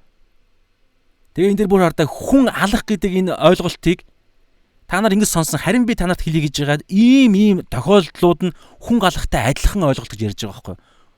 Уурлах, үзен ядах, тэмцэлдэх энийг хүн алах гэж хэлж байгаа. За одоо завхаарах дээр чи бүү завхаар гэсний та нар дуулсан. Харин би танарт хэлье. Тайлбарлаж байна. Илүү цаад хуулийнх нь гаднах үйлдэлийг яагаад байгаа байхгүй эднэр яг гаднах үйлдэл нь чухал гэж бодоод байгаа юм. Яг би хүн алчааг бол нөгөө хүн маань үхээд амин дасарчааг бол би хүн алаагүй гэж ярих гэдэг байгаа байхгүй. Гэтэл Есүс тэрхүү яг хүн алах үйлдэлээс наан зүрх сэтгэлд эхлээд аллага нь бий болдог гэдэг байгаа байхгүй. Гин нүглийн чинь үрэн тэнд бий болдог. Тэр нь бол уур хилэн үзэн янзалт атаархал чөтөрхөл бүгд орж байгаа байхгүй. Тэгээ цаг нь болох юм бол нөхцөл нь бүртгэл юм бол алнаа л гэсэн үг. Согтуу байдаг ч юм уу, уур нь хязгаартаа үрдэх ч юм уу, эсвэл миний хамгийн нандин зүйлийг нандин хин нэг маань хохироодог ч юм уу, янз бүрийн хинч хараагүй байдаг ч юм уу, янз бүрийн байдлаар нөхцөл нь бүртгэл юм бол тэр хүнийг алнаа гэсэн үг. Ямар ч шалтгаангүйгээр хин нэг өнө шууд алдахгүй үстэй. Наана нэг юм бий болдог. Нэг шалтгаан энд ингэсэн ингээд наана үзий атцсан. Тийм учраас одоо бид бүгд алуурчод байхгүй юу? Бид бүгд алуурчод. Тийм учраас байнгын Есүс дотор явахгүй бол бид Есүсээс гарах юм бол бид шууд яллагдана. Сатанч яллагдана, хорвоо ертөнцч яллагдана, үхлийн тэнгэрлэгч биднийг яллаад авч явахыг хүснэ. Тийм учраас Есүсийн дотор. Тэгээ за одоо завхаарах дээр нь ингээд цаашаа явъя. Завхаарах дээр нь жишээ нэг би чи бүү завхаар гэсэн та нарт дуулсан. Харин би та нарт хэлье. Эмэгтэй хүнийг тачаадан харах хүмүүр зүрхэндээ гэж байгааз нүдэрээ харах юм бол зүрхэндээ түүндээ хэдийнэ завхаарсан хэрэг. Тэгэх юм бол бас л нөхцөл нь бүрдээд ингээд бүртгэх юм бол шууд л тэр хүнтэй завхаарна л гэсэн үг. Тийм учраас яг тодорхой энэ хүнтэй унтчааг бол тодорхой тэр дотны харилцаанд орчоог бол би завхаараагүй гэж ярих гэдэг. Гэтэл Есүс тэгж хэлээгүй. Есүс буюу энэ орчлон ертөнц гим нүглийн чинь тогтолцоо хууль шударгаас тийм ярьдаггүй гэсэн үг байхгүй юу? Есүс чинь тэрний илэрхийлэл шүү дээ. Тэр цор ганц нэгний дүр болж энэ дэлхий дээр ирсэн. Тэгэхээр ийм ярьж байгаа. Тэгэхээр энэ ойлголтоор ингээ харах юм бол энэ залуу өөрөө мэдхгүй өөрийгөө мэхэлж яваа нэг юм байгааз. Тэр залуу тэр түнд энэ бүхнийг би бүгдийг нь сахисан. Надад өөр юу дутагдж байна гэж хэлж. Тэнгүүд Есүс хариуд нь чи төгс байхыг хүсэж байна уу? Төгс байхыг хүсэж байвал явж хөрөнгөө зарж ядуust өг. Тэгвэл чи тэнгэрт эрдэнэстэй болно. Тэгээд ирж намайг даг гэлээ. За одоо энэ үгийг маш сайн ойлгох бүгд. Маш хурдтай юм наа. Тэгэхээр ингэж байгаа залуу ингэсэн. Бүгдийг сагсан гэсэн чи бас надад юу дутагдж байна гэж байгаа. Үгүй нэг л биш байна. Миний дотор асуудал байна. Би мөнх амьтаа болоогүй байна гэдгийг хэлж байгаа гэсэн үг шүү дээ. За зүрхэн. Тэгсэн чи Есүс. За тэгвэл чи яг жинхнээсээ надтай ярих гэж байна уу те? Яг жинхнээсээ мөнх амь авахыг хүсэж байна уу? Зүгээр одоо энэ байдлаар энэ бустай адилхан өөрийгөө мөнх амьтаа болсон гэж мэхэлж явах биш. Жинхнээсээ авмаар байна уу гэдэг байдлаар. Тэр нь төгс байх гэж байгаа байхгүй юу? Төгс хүн л мөнх амийг авна. Та энийг ойлгоорой. Мөнх амьтаа болчоод дараагаар нь дахиад нэг дараагийн төвшин гэж байхгүй байхгүй юу? Тэнгэрийн хаанчлалд орчоод эсвэл Есүс Христ аврагч, итгэгч, аврагдчаад дараагаар нь дагалдагч болно гэдэг тусдаа шатгаж байхгүй шүү. Та энийг маш сайн ойлгоорой. Би маш сайн судалж энийг ойлгосон. Аврагдсан итгэгч гэдэг нэг хүн дараагаар нь аврагдсны дараагаар нь цаг заваасаа маваасаа шалтгаалж ягаад дагалдагч гэдэг нэг дараагийн төвшин гэж байхгүй. Бүх Иохан 8-аар бол байгаа. Өөрт нь итгэгсэн хүмүүсүүдэд Есүс юу гэж хэлж байгаа гэхээр хэрв та нар намайг дагахыг хүсвэл энэ дагах гэдэг юм ерөөсөл мөнх юм ярьдаг. Цорын ганц хавчиг хаалга, цорын ганц зам. 1-р Петр 2 дээр бол миний явсан мөрөөр явах юм ярьж байгаа. Есүс явсан мөрөөр тэгжиж л мөнх амьд хүрнэ. Зам. Тэгэхээр чин замаар чин дагаж явна шүү дээ. Есүс явсан замаар араас нь дагна. Тэгэхээр тэрнтэй адилхан төгс гэдэг юм чи юу вэ гэхээр Тэнгэрийн хаанчлалд орохын тулд төгс байж ижил Тэнгэрийн хаанчлалд орно. Ямар ч гим нүгэлгүй, ямар ч бузар муугүй оршихуй чинь өөрөө Тэнгэрийн хаанчлал гэхгүй. Нэг ч хэр тол болдохгүй газар. Ямар ч бузар муу сүүдэр энэ жоохон онцгой маа гэдэг юм нэг ч байхгүй. Төгс тэр газар чинь Тэнгэрийн хаанчлал. Тэр оршихуй чинь Бурхны оршихуй. Тэр нэгэн чинь Бурхан өөрөө. Тэгэхээр Бурхны хаанчлалд Бурхантай нэгдэж охид хүүгүүд нь болоод нэгдээ тэр гурвал эцэг хүү ариун сүнсийн хүү гэдэг Бурхан дотор нь бид нэгдэж тэр төгс гурвалыг чинь нэг хэсэг болоод мөнхөд амьдрах гэдэг байгаа байхгүй юу? Бүр Есүсийн дотор Даниэл 7-р бүлэг дээр байгаа хүний хүү шиг нэгэнтэй нь бид нэгднэ гэдэг ойлголт. Тэгэхээр төгс байж ижил Тэнгэрийн хаанчлал орно. Тэгэхээр энэ чи төгс байхыг хүсэж байна уу гэдэг энэ асуултыг бол чи мөнх амьтаа болохыг хүсэж байна уу гэдгээр илэрхийлж болно гэсэн үг. Чи Тэнгэрийн хаанчлалд орохыг хүсэж байна уу гэдэг асуулт гэсэн үг. За чи төгс байхыг хүсэж байна уу? Тэгвэл явж. За одоо сонсороо хоёр юм илэрхийл гаргаж ирнэ. Нэгдүгээрт хөрөнгөө зараад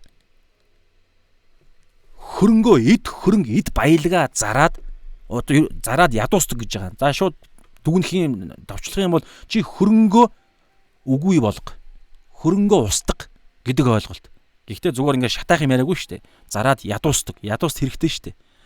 Тэр зүгэлчин хүртэл эргээд нөгөө тогтолцоо тэр өөрийнхөө хөрөнгөө зараад ядуустангууд нь ядуусан тэрүүгээрээ ингээд эргээд бурхан руу аваачих. Янз бүрийн зорилго байж болно. За тэр нь яг энэ залууг өвл ярьж байгаа. Энэ залуугийн мөнх амьтаа болох асуудал ярих гэдэг шүү дээ. Энэ залуу тэр ядуус мадуус одоо ямар ч хамаагүй.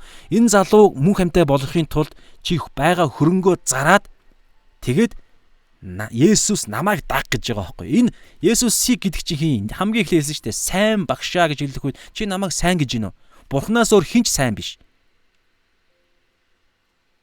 Ингэж хэлэнгүүт нөгөө залуу чинь тийм үү тэгвэл та би таныг сайн багшаа биш сайн бурхан минь гэж хэлье гэдэг нэг иймэрхүү төлөв байдалд хүрэх гэжсэн тийм юм бас юм чиглэл байгаа байхгүй. Есүс чинь өөрөө бурхан шүү дээ. Бурханы хүү бурхан. Тэрийг Иохан номон дээр бүр ингээд асар олон мэтгэлцээ харилцаанд энэ гарч ирж байгаа. Иохан 5 6 дээр байгаа янз бүрийн байдлаар Иохан ер нь баг бүх бүлгүүд дээр нь байгаа дөө.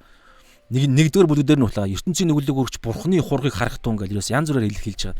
Тэгэхээр Есүс ч өөрөө бурхан байхгүй. Тэгэхээр тэр бурханыг даг гэсэн үг хэлж байгааз хөрөнгөө зараад ядуус өгөөд хөрөнгөө зараад хөрөнгөө өөрөөсөө холдуулаад гэсэн үг. Тэгээд ирж намайг даг буюу хөрөнгөө зараад оронд нь бурхныг ав гэсэн үг байхгүй юу? За энэ ингээд та хэрвээ харж чадж байгаа бол энд шууд нэг ишл харагдаж байгаа. Матай 6-гийн 24. Шууд тэр харагдана. Матай 6-гийн 24. Хоёр эзэн гэдэг ойлголт. Хоёр эзэн. За би уншия. Хинч гэж байгаа шүү. Хинч нэг ч хүн боломжгүй. Ямар ч ухаантай байсан, ямар ч сүнслэг байсан, бурханд ямар ч их хайртай байсан, өөрийгөө үнэхээр захирдаг байсан ч гэсэн хинч ямар ч хүнд боломжгүй гэж бурхан өөрөө Есүсийн хэлсэн улаанаар бичдэг Есүсийн хэлсэн үг шүү. Хинч уулан дээрх сургаал нөгөө хаанчлалын чинь үндсэн зарчим энэ уулан дээрх сургаал дээр байдаг байхгүй юу? Дараагаар нь тэр ямар хүч чадалтай вэ гэдэг нь 8 дугаар бүлгээс эхлээд хаанчлалын хүч чадлыг нь харуулаад шууд гайхамшиг үлдэж эхэлнэ. Шууд уулан дээрх сургаалыг дуусгаал уйман өвчнөд тааралдаад уйман өвчин гэдгээл цаашаа яваал ингээл дандаа хүчээ харуулна. Эхнийх нь энэ 3 бүлэг дээр бол хаанчлалын зарчмыг нь ярьдаг. Тэр дунд хэлэгдэж байгаа үг. Хинч өнөөдөр 2020 онд ч гэсэн ямар ч хүнд хоёр эзэнд зэрэг хинч хоёр эзэнд үйлчилж чадахгүй. Зэрэг үйлчлэх гэсэн санаа штэ. Гэхдээ зэрэг гэдэг үг хэрэггүй юм байна. Тэр утгаараа байгаагүй юм байна л да. Зэрэг биш эхлээд нэг үйлчлээ дараагаар нь тусдаа гэдэг юм ярихгүй юм биш. Би нэрээ зэрэг гэдэг үг байхгүй мөртөө дандаа аманд орж ирээд хинч хоёр эзэнд үйлчлэх боломжгүй. Яагаад? Цаад механизм нь ийм механизмтай. Бүгдээрээ харъя. Тэр нэгийг нь үзэн ядаад нөгөөг нь хайрладаг. Хэрвээ одоо юу гэдэг тэрийг үзэн ядах юм бол тэрийг хайрлан шилээг байгааз яг тийм тогтолцоотой хоёр ийм хүч энэ хорвоо ертөнцийн дээр байгаа. Одоо дараагаар нь тайлбарлана. Шууд хэлчихье. Нэгдүгээр бурхан гэж байгаа эд баялаг гэж байгаа. Бурхан эд баялаг хоёр. Эд хөрөнгө мөнгө хоёр. Бурхан мөнгө хоёр. Энэ дэлхийн ертөнцид байгаа хоёр том хүчний илэр хүч байхгүй юу? Бодиттой хүч нь. Мөнгөний цаана нь болохоор Эфес 6-гийн 12 дээр байгаа 2 дугаар Коринт 4-4 дээр байгаа чөтгөр диавол байгаа. Наана бол мөнгөөр илэрдэг. За энэ залуугийн тэр гол асуудал нь одоо Есүс хараад тэр утгаараа хөрөнгөө зар гэж хэлээд байгаа нь тэр байхгүй. Хоёр эзэн зэрэг үйлчлэх боломжгүй. За нэгийг нь үзэн ядаад хэрвээ мөнгийг үзэн ядах юм бол нөгөөг нь хайрладаг. Эсвэл нэгээс нь хэрвээ бурхныг хайрлвал мөнгийг үзэн ядна. За энэ гэхдээ үзэн ядах гэдгийг та маш сайн ойлгох хэрэгтэй. Энэ ямар үгээр илэрхийлдэг вэ гэхээр үзэн ядах гэдэг нь зорилгоо, амьдралынхаа зорилгоо эзнэ гэдэг нь ойлголт байдаг шүү. Хейт буюу үзэн ядах гэдэг нь юуг эзнэ болох вэ? Юуг хамгийн жанжин шугамтай тэр гол зорилгоо болох гэдэг юм цаана явдаг. Эсвэл нэгээс нь зуураад нэгийг нь зэвүүцнэ. За та нар бурхан эд баялаг хоёрт зэрэг үйлчлж чадахгүй. Зэрэг гэдэг нь байд юм байна.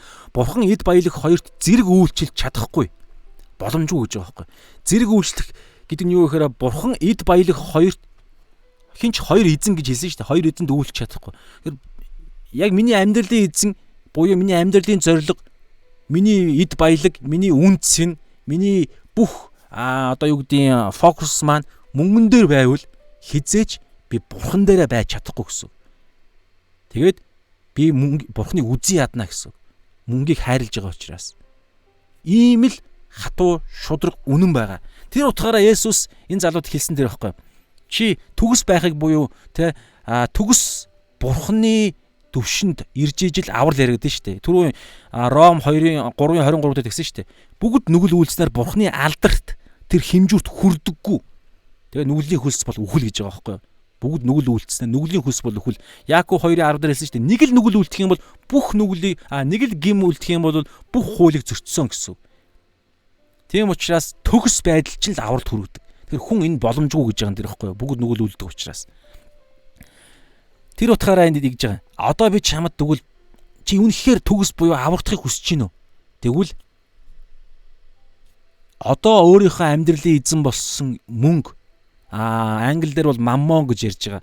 Мөнгө цаана байгаа чөтгөрийг, мөнгөний хүсээд байгаа энэ хүслээ, мөнгөний эзнээ болгоод байгаа энэ зүрх сэтгэлээ үгүй хий.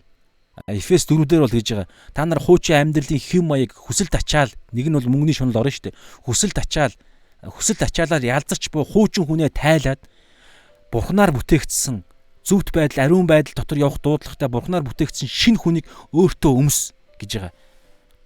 Тэгээ оюун санааныхаа сүнс дотор шинжлэхдэх энэ процесс аврагдсан хүмүүс дотор байнгын энэ үйлдэл яа. Хуучин хүнээ тайлан шинэ хүнээ өмснө. Авралын үед ч гэсэн яг ялгаа байхгүй. Та бол миний Ром 19:10 дээр бол те хүн зүрхэндээ Есүс Христийг үхэгчдээс амьлсан гэдэгт нь итгэхэд Есүсийг амьдралынхаа эзэн гэж тунгаглаж иж авралт хүрнэ гэж байгаа.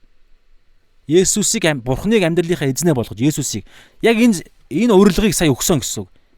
Чи төгс байхыг хүсэж байвал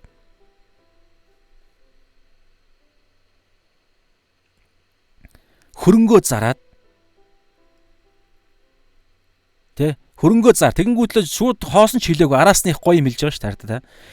Чи төгс байхыг хүсэж байвал явж хөрөнгөө зарж ядуус дүг. Тэгвэл чи тэнгэрт эрдэнэстэй болно. Гайхалтай. Энэ дэлхий дээр нэг хүн өсрөөл 70-аас хэдэн жил амьдрах юм, 100 жил амьдрах юм уу те? 70-аас 100 жил амьдрна. Тэгээд эхнийхээ хагас дээр хөрөнгө олох гэж хамаг юм үд тарна. За тэгээ үлдсэн нэг одоо хэд нэг 40-50 жил хүрх юм уу? 30-40 жилдээ л олсон орлогоороо идэх гэж идэж уугаад амьдрын штэ. Тэгээ 30-40 жилийн хэрэглээнийхээ төлөө хамаг сүнсээ хүртэл худалдаж байгаа байхгүй. Сүнсээ худалдана гэдэг чинь маш бодиттой хэллэг шүү. Библийн дагуу бас хэллэг. Тэгтэл Есүс юу ярьж байна? 40-50 жил идэх хэрэглэх хөрөнгө биш. Мөнхөд тэгээд энэ дэлхий дээрх алтмалт энэ дэлхий дээрх хөрөнгө гэдэг ойлголт чинь Тэнгэрийн улсад бол зүгээр л тоосго, шороо шүү дээ, чулуу. Зүгээр тэр гудамжин алт эрдэнэсээр. Тэгэхээр энд Тэнгэрийн улс дахь эрдэнэс гэдэг ойлголт нь бидний ойлгодог энэ мөнгө алт ярихгүй байхгүй юу? Өөр нэг эрдэнэс байгаа. Тэнд өөр валютын ханш гэдэг юм уу те? Тэнд өөр эрдэнэс яригдана. Тэрийг бид нар мэдэхгүй. Яг цагаа болоод очих үед бид амьдралынхаа эзнээ Есүс болгоод амьдарж байгаа. Энэ дэлхийн идэх хөрөнгө, энэ дэлхийн хуваа хичээх байдал, өөрийгөө хайрлах гэх бүх зүйлээр илэрж байгаа тэрхүү цаана байгаа тэр чөтгөрийг ер нь би гэдэг л үзлэх байхгүй юу. Өөрийнхөө хуваа хичээх энэ зүйлийг бид хойш нь тавиад Луг 9:23 дээр бол өөрийгөө өдөр бүр өөрийгөө үгүйсгээд өхүүлээд гэсэн үг. Загалмай дээр хадаад гэсэн үг. Тэгээд Есүсийн загалмайг үүрээд миний явсан мөрөөр нь явна гэж байгаа. Эд хөрөнгө өөрийнхөө хуваа хичээг үзлээ хаяад энэ залууд бол зараад ядуусдаг гэж байна. Тэгээд энэ залууд юу гэж байна? Ирээд намайг даг. Энэ намаа гэдэг чинь өөрөө бурхан цорын ганц зам үнэн. Иохан 14:6 би бол цор ганц зам үнэн ам мөн. Хинч надад дамжилгүйгээр эцэгт буюу мөнхийн хаанчлалд мөнх аминд орох боломжгүй гэж байгаа. Ийм зүйлийг ингэж хэлсэн. Тэгсэн чинь залуу одоо сонсороо та. Бүр бодиттой Есүс, бодиттой цорын ганц дахин бид Есүсийг юусаа хараагүй шүү дээ. Түүхэн төрлөختний 6-7 мянган жил дараа дахиад хэдэн мянган жил амьдрахын, хэдэн жил энэ дэлхий үргэлжлэхийн, эсвэл хэдэн 10 жил үргэлжлэхийн, эсвэл хэдэн сар үргэлжлэхийн бүү мэд. Есүс хоёр дахь удаага хизээ ирэх бид нар мэдэхгүй шүү дээ. Хулгайч адил гинт ирнэ л гэж хэлж байгаа. Цагийг нь бол тэгтээ ирэх дүрхийг нь бол хулгайч ирэхгүй шүү дээ. Хүн болгоны нүдэнд харагдахаар ирэх цаг нь болохоор хулгайч мэдэхгүй гинт гэсэн үг.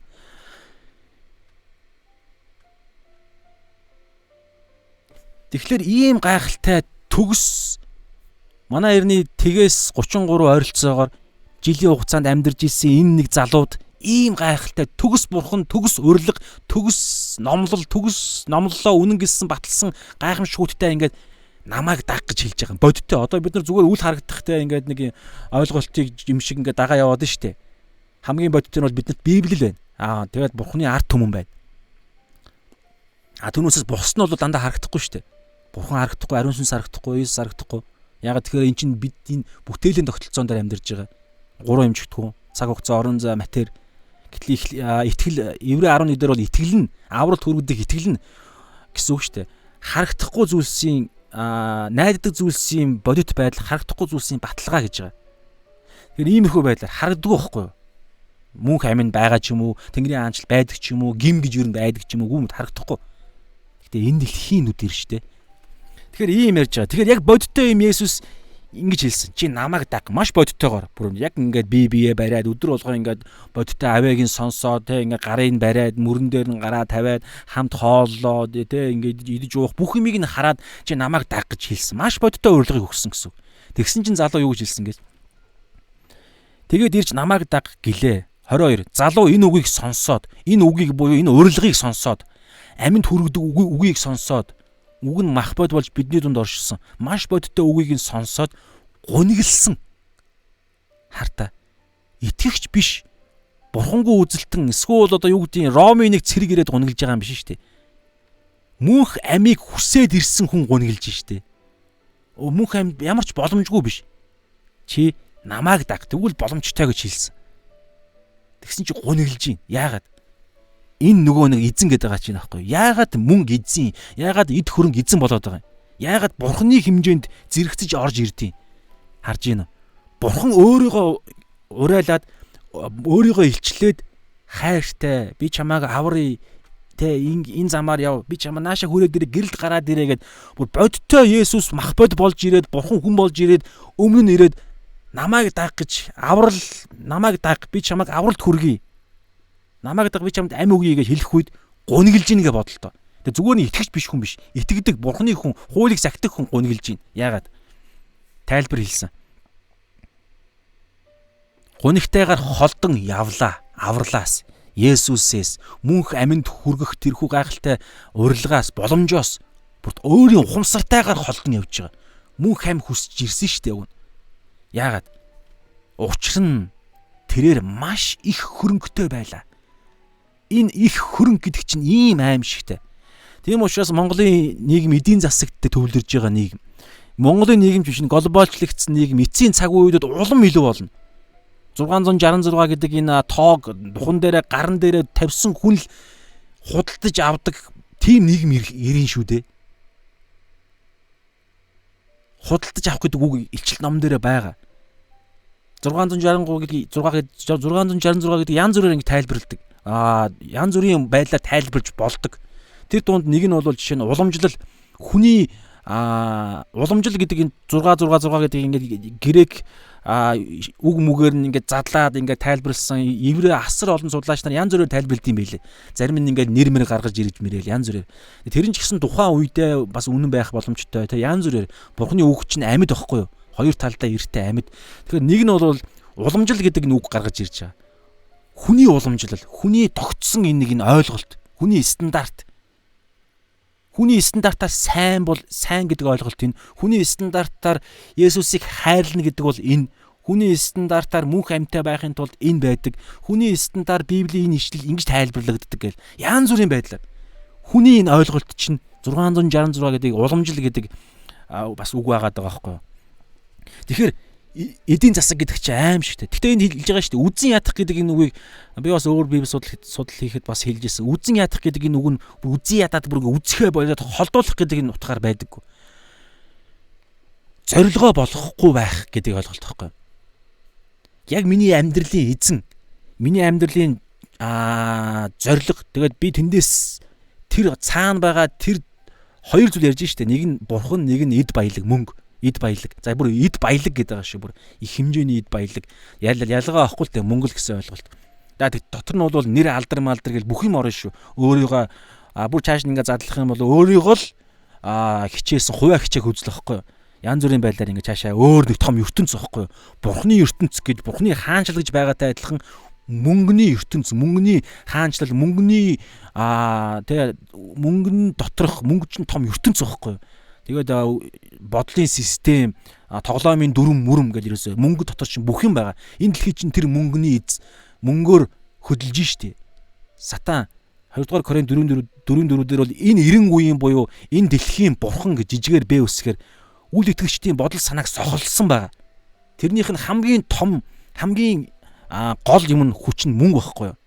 Тэр утгаараа энэ залуу харж байна уу? Маш бодиттой бурхан ирээд урилга өгөхөд гуниглаад холдоод явж байгаа авралаас өөрөө мэдсээр өжиж авралаас холдоод явж байгаа. Зүрх сэтгэл нь үгүй хинээ гол нэрийг хэлээл үгүй бурханд наад хүн дээрээ очооч өөр аврал байхгүй хийсэн гайхамшиг хараа үздэй ингээл гэтэл үгүй хэцүү байна чадахгүй.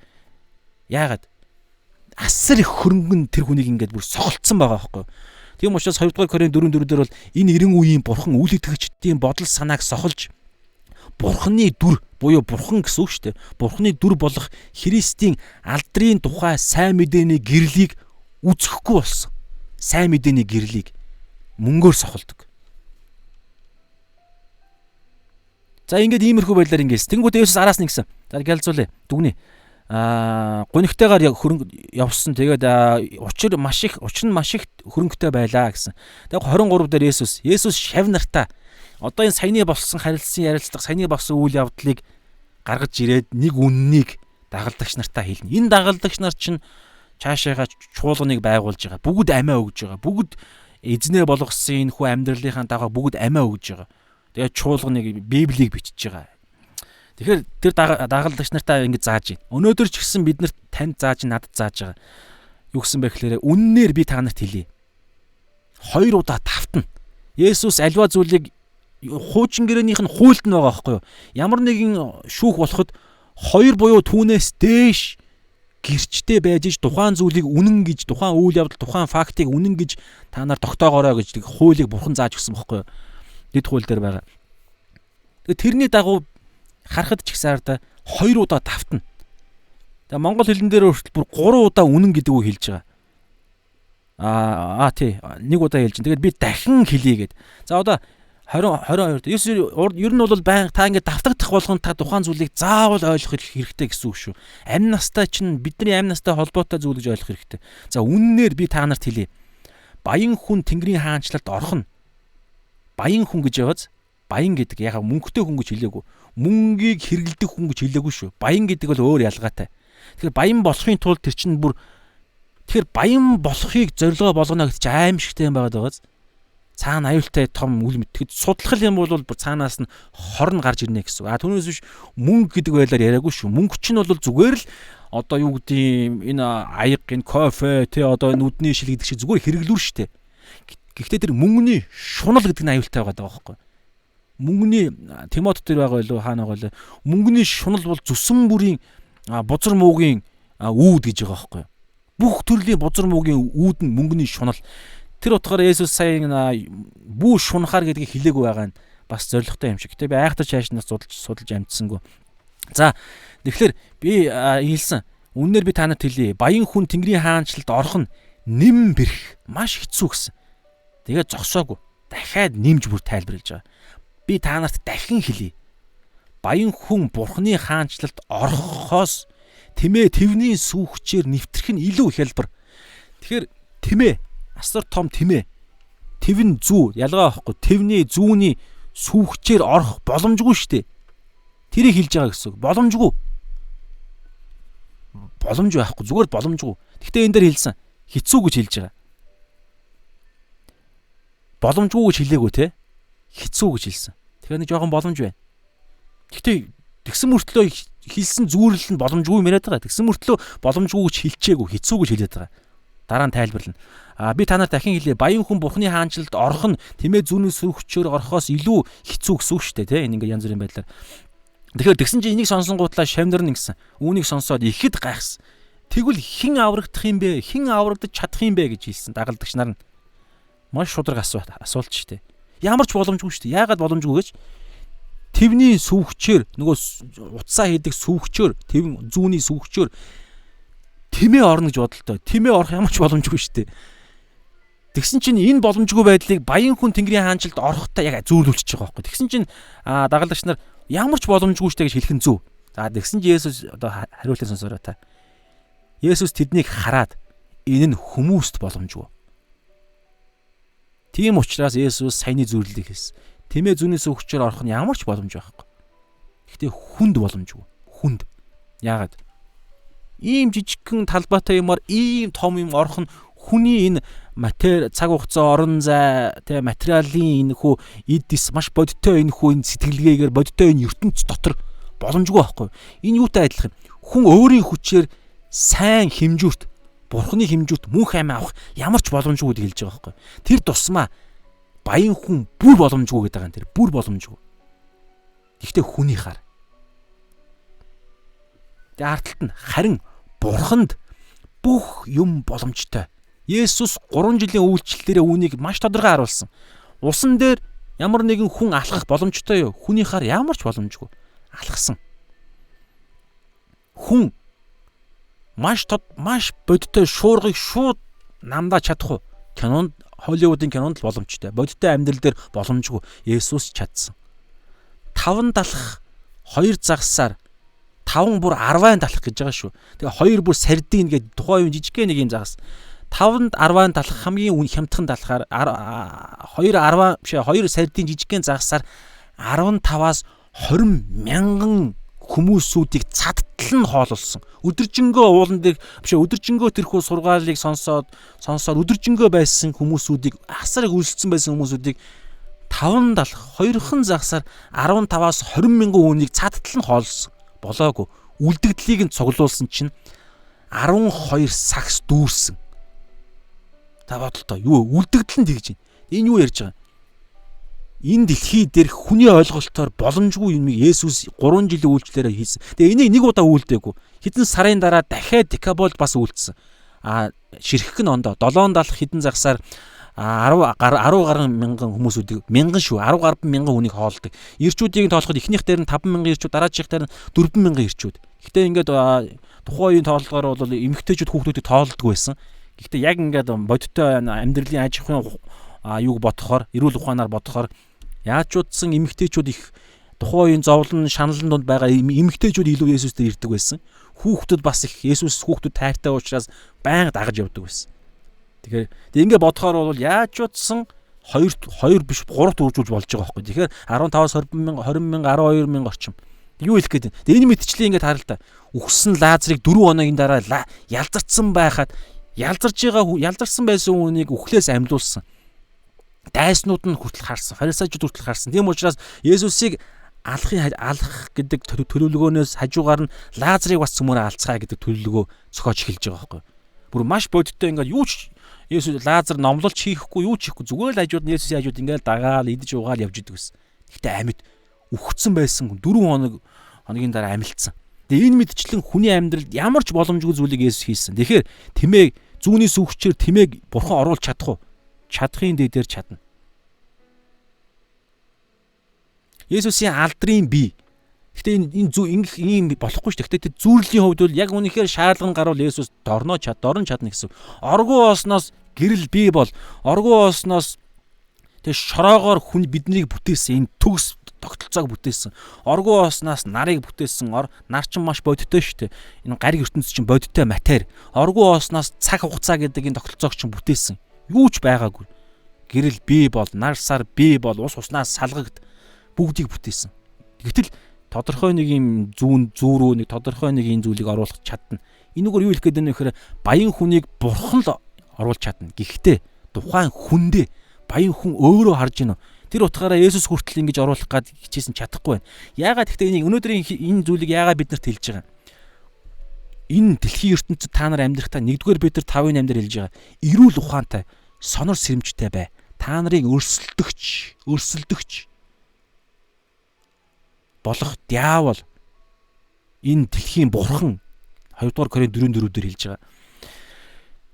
Тэгээд энэ дэлхийн Эфес 6:12 дээр энэ дэлхийн шүү. Энэ дэлхийн захирагчид, энэ дэлхийн эрх мэдэлтнүүд, энэ дэлхийн хүч цаашлаад харанхуй сүнслэг тэнгэрлэг оршихуй дах сүнслэг ёрын юм уу хүч чинь өөрөө бидний өрсөлдөгч нар гэхгүй юу? Махбод буюу хүмүүс биш. Тийм учраас 1-р Петр 5:8 дээр та нарын өрсөлдөж болох диавол жүтгэр саний ярьсан энэ зүйлүүдээр илэрдэг. Нэг тодорхой мөнгө бид нарыг залгиж устгаж өхүүлэхээр бурхнаас холдуулахаар энэ авралт хүргэх замаас холдуулахаар хуурахаар гитэн явж байгаа. Гэхдээ архирах арслан яг цаг нь болох үед ганц хараа гитэж явж байгаад ганц харайхад биднийг шууд залгина гэсэн. Залгих зорилготойгоор, устгах зорилготойгоор. Тэгээ гитэн явдаг. Тийм учраас 2 хүч ярьж байгаа. Эрүүл ухаантай гэж ярьж байгаа. Энэ юу юм? Бурхны үг үннээр Библи сонор сэрэмжтэй, ариун сүнсний хүчээр сонор сэрэг соргог, ариун сүнсний дүүрэн байдлаар. Тэгэхээр үнэн ба сүнсээр эцэгт мөргөл хүндэтгэх цаг ирж байна гэж ярьдаг. Сүнс ба үннээр явах юм ярьж байгаа. Сатан руу дайрах цорын ганц дайрах зэвсэг Эфес 6 дээр байгаа хоёуг дуулганы цорын ганц тулааны яг атак хийдэг хамгаалалт нь биш. Атак хийдэг яг дайрдаг нь бол ганц л багаж байгаа. Хоёр талдаа Еврей 4-дөр бол хоёр талдаа ирдэ гэж байгаа. Бурхан ариун сүнсний сэлэн болох Бурханы үг. Ариун сүнс Бурханы үг хоёр. Тэгэхээр тийм учраас та нар бид нар энэ дэлхий дээр эдийн засаг ноёрхсон энэ дэлхий дээр бид нар өдөр болгоо ингэж энэ дэлхий чинь бидний эсрэг байгаад нь шүү дээ. Та нарын өрсөлдөгч энэ дэлхийн Эфес 6:12 дээр энэ дэлхийн захирагчд, энэ дэлхийн эрх мэдэл, энэ дэлхийн хүч. Цаана нь тэнгэрлэг оршуудах ёрын мөс сүнс байгаа гэж хэлж штэ. Тэгэхээр энэ дэлхий тэгээд сайн хэлж гин мөнгө бурхан эд баялаг буюу мөнгө хоёрт зэрэг үйлчлэх боломжгүй. Бурханд үйлчлэх юм бол Матай 6-гийн 33 дээр бол хэрэгтэй зүйлсийг чинь нэмж өгнө гэж байгаа. Гэхдээ бидний гол зорилго бол бурхан байх ёстой.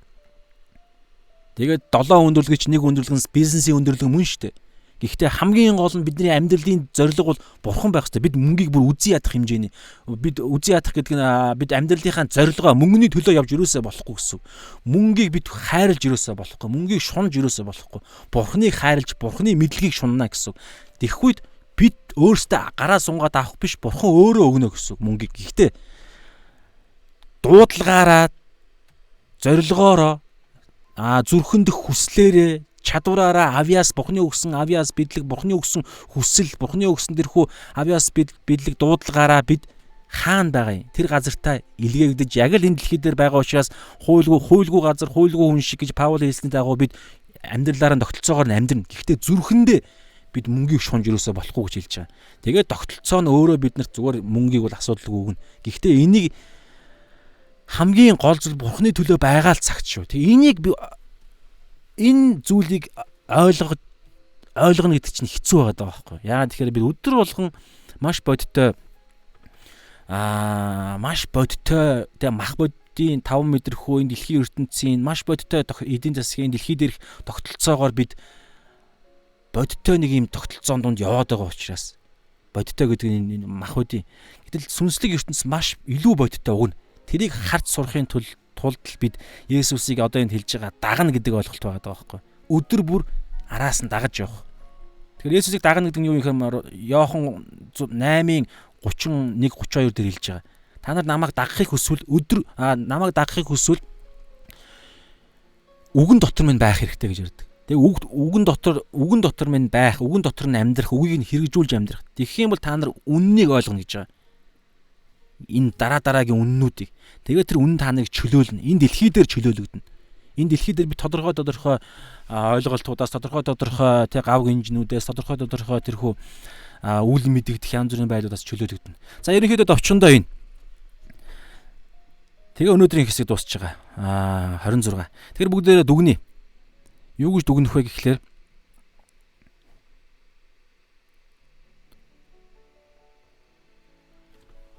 Матай 6-гийн 23-ыг маш сайн л ойлгох хэрэгтэй энэ бүгдээрээ. Хинч хоёр эзэнд зэрэг үйлчилж чадахгүй. Эзэн гэж байгаа шүү дээ. Хоёр багажийг хоёр гартаа барих юм яриаггүй. Эзэн нэг зориг, нэг тушаал авдаг, нэг зориг авдаг. Эзэн бид нарыг удирдах явдаг. Филиппо 2 дээр байгаа байхгүй. Бид боол байхаар бүтээгдсэн шүү дээ. Би ямар ч эзэнгүй баймаар байна гэдэг ойлголт байхгүй. Хүн болгон ямар нэгэн байдлаар ямар нэгэн зүйлийг алдаршуулж амьдэрдэг гэж байгаа байхгүй юу? Ямар нэгэн зүйлийг. Нэг бол бурхныг, нэг бол мөнгийг өнөөдөр хэлсэн дагуу. Нэг бол шинжлэх ухааныг, нэг бол ээжигээ, нэг бол өөрийгөө. Ямар нэгэн зүйлийг заавал алдаршуулж нэг зүйлийн төлөө амьдэрдэг. Амьтан биш бол хүн л бол. Тийм учраас заашгүй ямар нэгэн зүйлийн боол байхаар бүтээгдсэн байхгүй. Тэр нь анхандаа хамгийн байгалийн зам ёсоор бол гэж ариун сүнсээр амийн амьсгалыг нь гэж ариун сүнсээр үлээж оруулсан. Бурхан бид өөрсдийнхөө дүр төрхийн дагуу өөрсөдтэйгээ адилхан хүнийг бүтээе. Эхнэр, нөхөр, ариун сүнс. За янз бүрийн одоо юу гэдэг. Гэтэ ганц бие нөгөө тайган майган байхтай хаанчлалын төлөө ганц бие Паулын дуудлага гэдэг ярьдаг юмдээ тэгвэл яахан гэж бас асуудал гарч ирдэг. Зүгээр хальт товчхоо нэг ганц өгүүлбэр хэлэхэд бол ариун сүнс хаанчлалын төлөө өөрийгөө тайган болгосон гэдэг бас нэг ойлголт байгаа байхгүй. Яагаад энэ ярих гэж байгаа мэдэхгүй ингээд санагдаж байна. Гэхдээ хэлчих гэж бодож байна. Матай 19-дэр байл хаана вэ? Бас байгаа байхгүй. Есүс өөрөө хэлж байгаа. Гэр бүл салалт гэдгийн дараа нь хэлж байгаа. Хаанчлалын төлөө өөрийгөө тайган болгох буюу өөрийгөө хаанчлалын төлөө ганц бие амьдрах гэдэг юм. Паул ч гэсэн бас хэлж байгаа. 2-р Коринт төлөө хаана вэ? 1-р Коринт дээр ч үлээ. 1-р Коринт дээр байгаа. Юу гэж байгаа вэ гэхээр ганц бие байвал та нар илүү сайн. Гэхдээ Бурхны өгсөн бэлэг, ариун сүнсний бэлэг гэж ярьж байгаа байхгүй. Дөрөв байсан шүү дээ. Эцэг хүү ариун сүнсний дүр төрхөөр эхнэр нөхөр ариун сүнс эхнэр нөхөр амин гэдэг юм уу? Ингэж бүтээгдсэн. Тэгээ ганц бие хүндэгэ яах юм гэдэг. Энэ амин гэдэг чинь ариун сүнс чинь өөрөө бэлэг өгөөд орлуулах боломжтой байхгүй. Гэхдээ энэ маш бодиттой. Маш бодиттой тэр бэлэг Паулын дуудлага гэж бид нар заримдаа ярьдагтай тэрхүү ариун сүнсний бэлэг гэдэг тэр зүйлийг маш бодиттой нэг тийм хүч нэг зүйлийг авч ижил бид энэ төгс юм бий болох байх гэж би боддог. За яагаад нэг ярих болчих бүү мэд. За ямар ч байсан гэсэн ингээд бид бурхнаа л Есүсийг бурхнаа гэдэг чинь Есүсгээ хэлсэн дээр л дээ. Есүсийг л бид амьдралынхаа эзнээ болгохоор дуудлага тийм дуудлагатай. Тэгээ энэ дунд чинь тэгээ маш бодиттой юмнууд байгаа шүү дээ. Мэдрэмжүүд хүнд чинь сүнс сэтгэл мах бод гэж байгаа те. Махбодон дээр хамаг тулаан болж байгаа. Гэхдээ энэний чинь наан сэтгэл дотор энэ бүх зүйлийг чинь махбодороо ялах уу гэдэг нь сэтгэл шийдэгдээд байгаа байхгүй. Тэр утгаараа 1-р Петр 1 дээр бол сэтгэлийн аврал гэдэг үгээр илэрхийлж байгаа. Бас Эфес 4 дээр бол оюун санааныхаа сэтгэл дотор чинь оюун санаа байгаа шүү дээ. Тэгэхээр оюун санаа буюу сэтгэлийнхаа сүнс гэж ярьж байгаа байхгүй. Тэгээд оюун санааныхаа сүнс дотор шинжлэгдэх буюу сэтгэлдээ бид нар хамаг юмаа шийдэх ёстой. Хуучин хүнээ өмсөх үү, шинэ хүнээ өмсөх үү? Өнөөдрийн ойлголтоор бол бурхнаа эзнээ болгох уу, мөнгийг эзнээ болгох уу? Бурхны хаанчлалын зорилгыг амьдралынхаа зорилгоо болгох уу? Мөнгөний төлөө зохиосон төлөвлөгөө амьдралын зорилгоо амьдралынхаа зорилгоо болгох уу? Мөнгө олж, баян байх. Би ганцхан юм яриад өндөрлөе бодогдож чинь. Нэг харамсалтай мэдрэмж надад их байдаг. Юу вэ гэхээр за насмаас яриад яах вэ? Зүгээр ингээ итгэгч нарын хувьд нийгэмдэр амьдарч хөдөлмөрлөж амьдарж байгаа итгэгч нарын хувьд илрээд байдаг байхгүй. Одоо юу гэдэг ингээд гой юу гэдэг нэг юм хүсэл нь байгаад байдаг нэг гой баян байхыг хүсэх. Одоо энэ дээр амар аюултай юм гэж яриад байгаа үстэй Есүс. Баян хүн Тэнгэрийн хаанчлалд орох нь маш хэцүү гэдэг байгаа байхгүй. Тэгээ хоёр эзэнд зэрэг үйлчлэх боломжгүй. Тэр нь юу юм нэг гэсэн чинь эд хөрөнгө гэдэг байгаа байхгүй. Эд хөрөнгө баян. Гэтэл итгэгч нар энэ галаар тоглосон итгэгч нарын маань илэрлүүд маш их байдаг байхгүй. Би бүр маш ихийг олон тааралдж ирсэн. Бараг бүгдгээ хэлсэн ч бол надад ч гэсэн ийм маш бодиттой ийм сорилтууд, сонголтууд ирж байгаа байхгүй. Гэхдээ би мэдхгүй одоо ямар ивэлэр нөгөө хөвч хүндүүлнэ гэдэг шиг нэг юм мөнгөтэй холбогдлолтой энэ зүйл дээр намайг эзэн ингээд багаас шуухтай ингээд нэг юм их сонин би одоо өөрөө ч бас бүрэн сайн ойлгодгүй ингээд мөнгөний төлөө явахаар би ингээд нэг юм амьдрал нэг амар муухай болоод идэх байхгүй. Би явж үзсэн шүү дээ. Машины дугуй зарж үзлээ. Янз бүрийн баг би ингээд ерөөсө хийгээгүй ажил байхгүй. Янз бүрийн имиж үтсэн. Тэгээ хийх юмдаа би сайн шүү дээ. Хийж байгаа юм албаны тухайн миний ажиллажсэн газар болгон намайг дандаа магтдаг ерөнхийдөө. Гэтэ би мэрэгжилгүй ч гэсэн ингээд мэрэгжил яг бүрэн мэрэгжлээ авч чадаагүй ч гэсэн ингээд юмаа хийхдээ маш сайн хийдэг байхгүй. Тэгээ тэр утгаараа ч гэсэн ингээд мөнгө олох тал дээр бол асуудалгүй явдаг боловч би нөгөө нэг амьдралаа ингээд харахаар зүрх сэтгэлээ харахаар би ингээд тэр нэг мэтгэл ингээд хэдэн жил өнгөрч. Нэг мэтгэл ингээд олж байгаа орлого хаашаа яваад байгааг нь мэддэхгүй алуу болно. Тэгээ ингээд ирэхээр миний хувьд мөнгө гэдэг бол ерөөсөө амьдралд ямар ч гал байхгүй, ямар ч тийм гоё юм байхгүй байдаг. Би өөрийгөө гэрчлэмагийн юм ярьчлаа те. Гэтэ би түрүүний ярих гэдэг юм юу гэхээр итгэгч нар маань эд хөрөнгө, баян байдлыг ямар нэгэн байдлаар ингээд хүсдэг. Тэр хүслээ зүгээр л аюулгүй юм шиг ингээд зүгээр хүсэж байгаа байхгүй. За нэг тэр газар очих юмсан те. Нэг тийм юм авчих юмсан. Ингэж хийсэн те. Эсвэл тийм хүн те тийм амьдралаар амьдрах юмсан. Тийм орон байртай болох юмсан гэдэг хүслээ бид зүгээр л хүсэж идэг. Тэгний хүсэхдээ бид юу гэдэг зүгээр л амьдралын анган шатны хэрэгцээ штэ гэдэг байдлаар хүсдэг. Хүсэж байгаа гэж өөртөө ойлгоод байгаа. Гэтэл үгүй байхгүй. Яг ингээд сонсоод анзаарахаар цаана ингээд нэг юм нэг юу гэдэг энэ дэлхийн хүмүүсүүдийн юм нь орцсон яваад байдаг байхгүй. яг энэ дэлхийн хүмүүсүүдийн Холливуудын сэтгэлгээ гэдэг шиг те нэг юм санал болгоод байгаа, рекламаар санал болгоод байгаа тэр нэг амьдралыг итгэгч нар өөрийн мэддэг хүсээ яваад идэг. Тэгээд боломж нь олдох юм бол тэр хүн тэрийг сонгоод явах магадaltaй. Тэгээд нэгүслийг буруу ойлгодог бол, тэгээд авралыг буруу ойлгодог хүн бол бурхан намайг хайрлах юм чинь, бурхан намайг уучлалт юм чинь те, цуглаан заавал явах албагүй юм. Янз бүрийн байдлаар ингээд нэг чөтгөр нөгөө нэг Есүсийг 40 өдрийн сорилтын дараа, мацаг орилтын дараа сорих гэд янз бүрийн байдлаар бурханы үгийг нь хүртэл ашиглаж сордог штэ. Тэрнтэй адилхан Есүсийг хүртэл тэгж сорж байгаа нэгэн мань метийг бол дорн сорих байхгүй. Тийм учраас бид ямар нэгэн зүйл хүсэхтэй тэр тусмаа эд баялаг хүсэхтэй, баян амьдралыг хүсэхтэй, баян хүмүүсүүдийн орж гардаг амьдрал руу орж гардаг тэр нэг ресторан юу гэдэг тэр орж гардаг сайн сайхан гой гой зүйлсүүд рүү орохыг хүсэж байгаа хүслээ бид хянах хэрэгтэй гэх гээд байна л да. Зарим нэг одоо жишээ сайхан дэмэний эмэгтэй дүүтэйгээ ярьж ирсэн. Итгэгчлдээ нэлээд бага дүүлдэ дөнгөж нэг хэдэн 10 хэд настай. Тэгээд мундаг итгэгч, гайгүй нэлээд сайн итгэгч нас бага л байгаа л да. Гэхдээ л миний харж байгаагаар бол сайн итгэгч. Гэхдээ тэр охин дүүгийн маань хүсэл нь тийм хүсэл байгаа даа байхгүй. Тэр нэг гой газар орох хүсэл. Тэр нэг гой газар. Тэгээд одоо юу гэдэм бэ? Бас нэг над нэг юм үг бодогдож байна. Би ам ангасан дээр хэлчих гэж бодлоо. Эмэгтэйчүүд эсвэл эрэгтэйчүүд гэдэг нэг ойлголт байгаа. Эмэгтэй хүмүүс ийм хүсдэг. Эрэгтэй хүмүүс ийм юм хүсдэг гэдэг юм уу? Эсвэл энэ дэлхийн нийгэм ийм юм хүсдэг.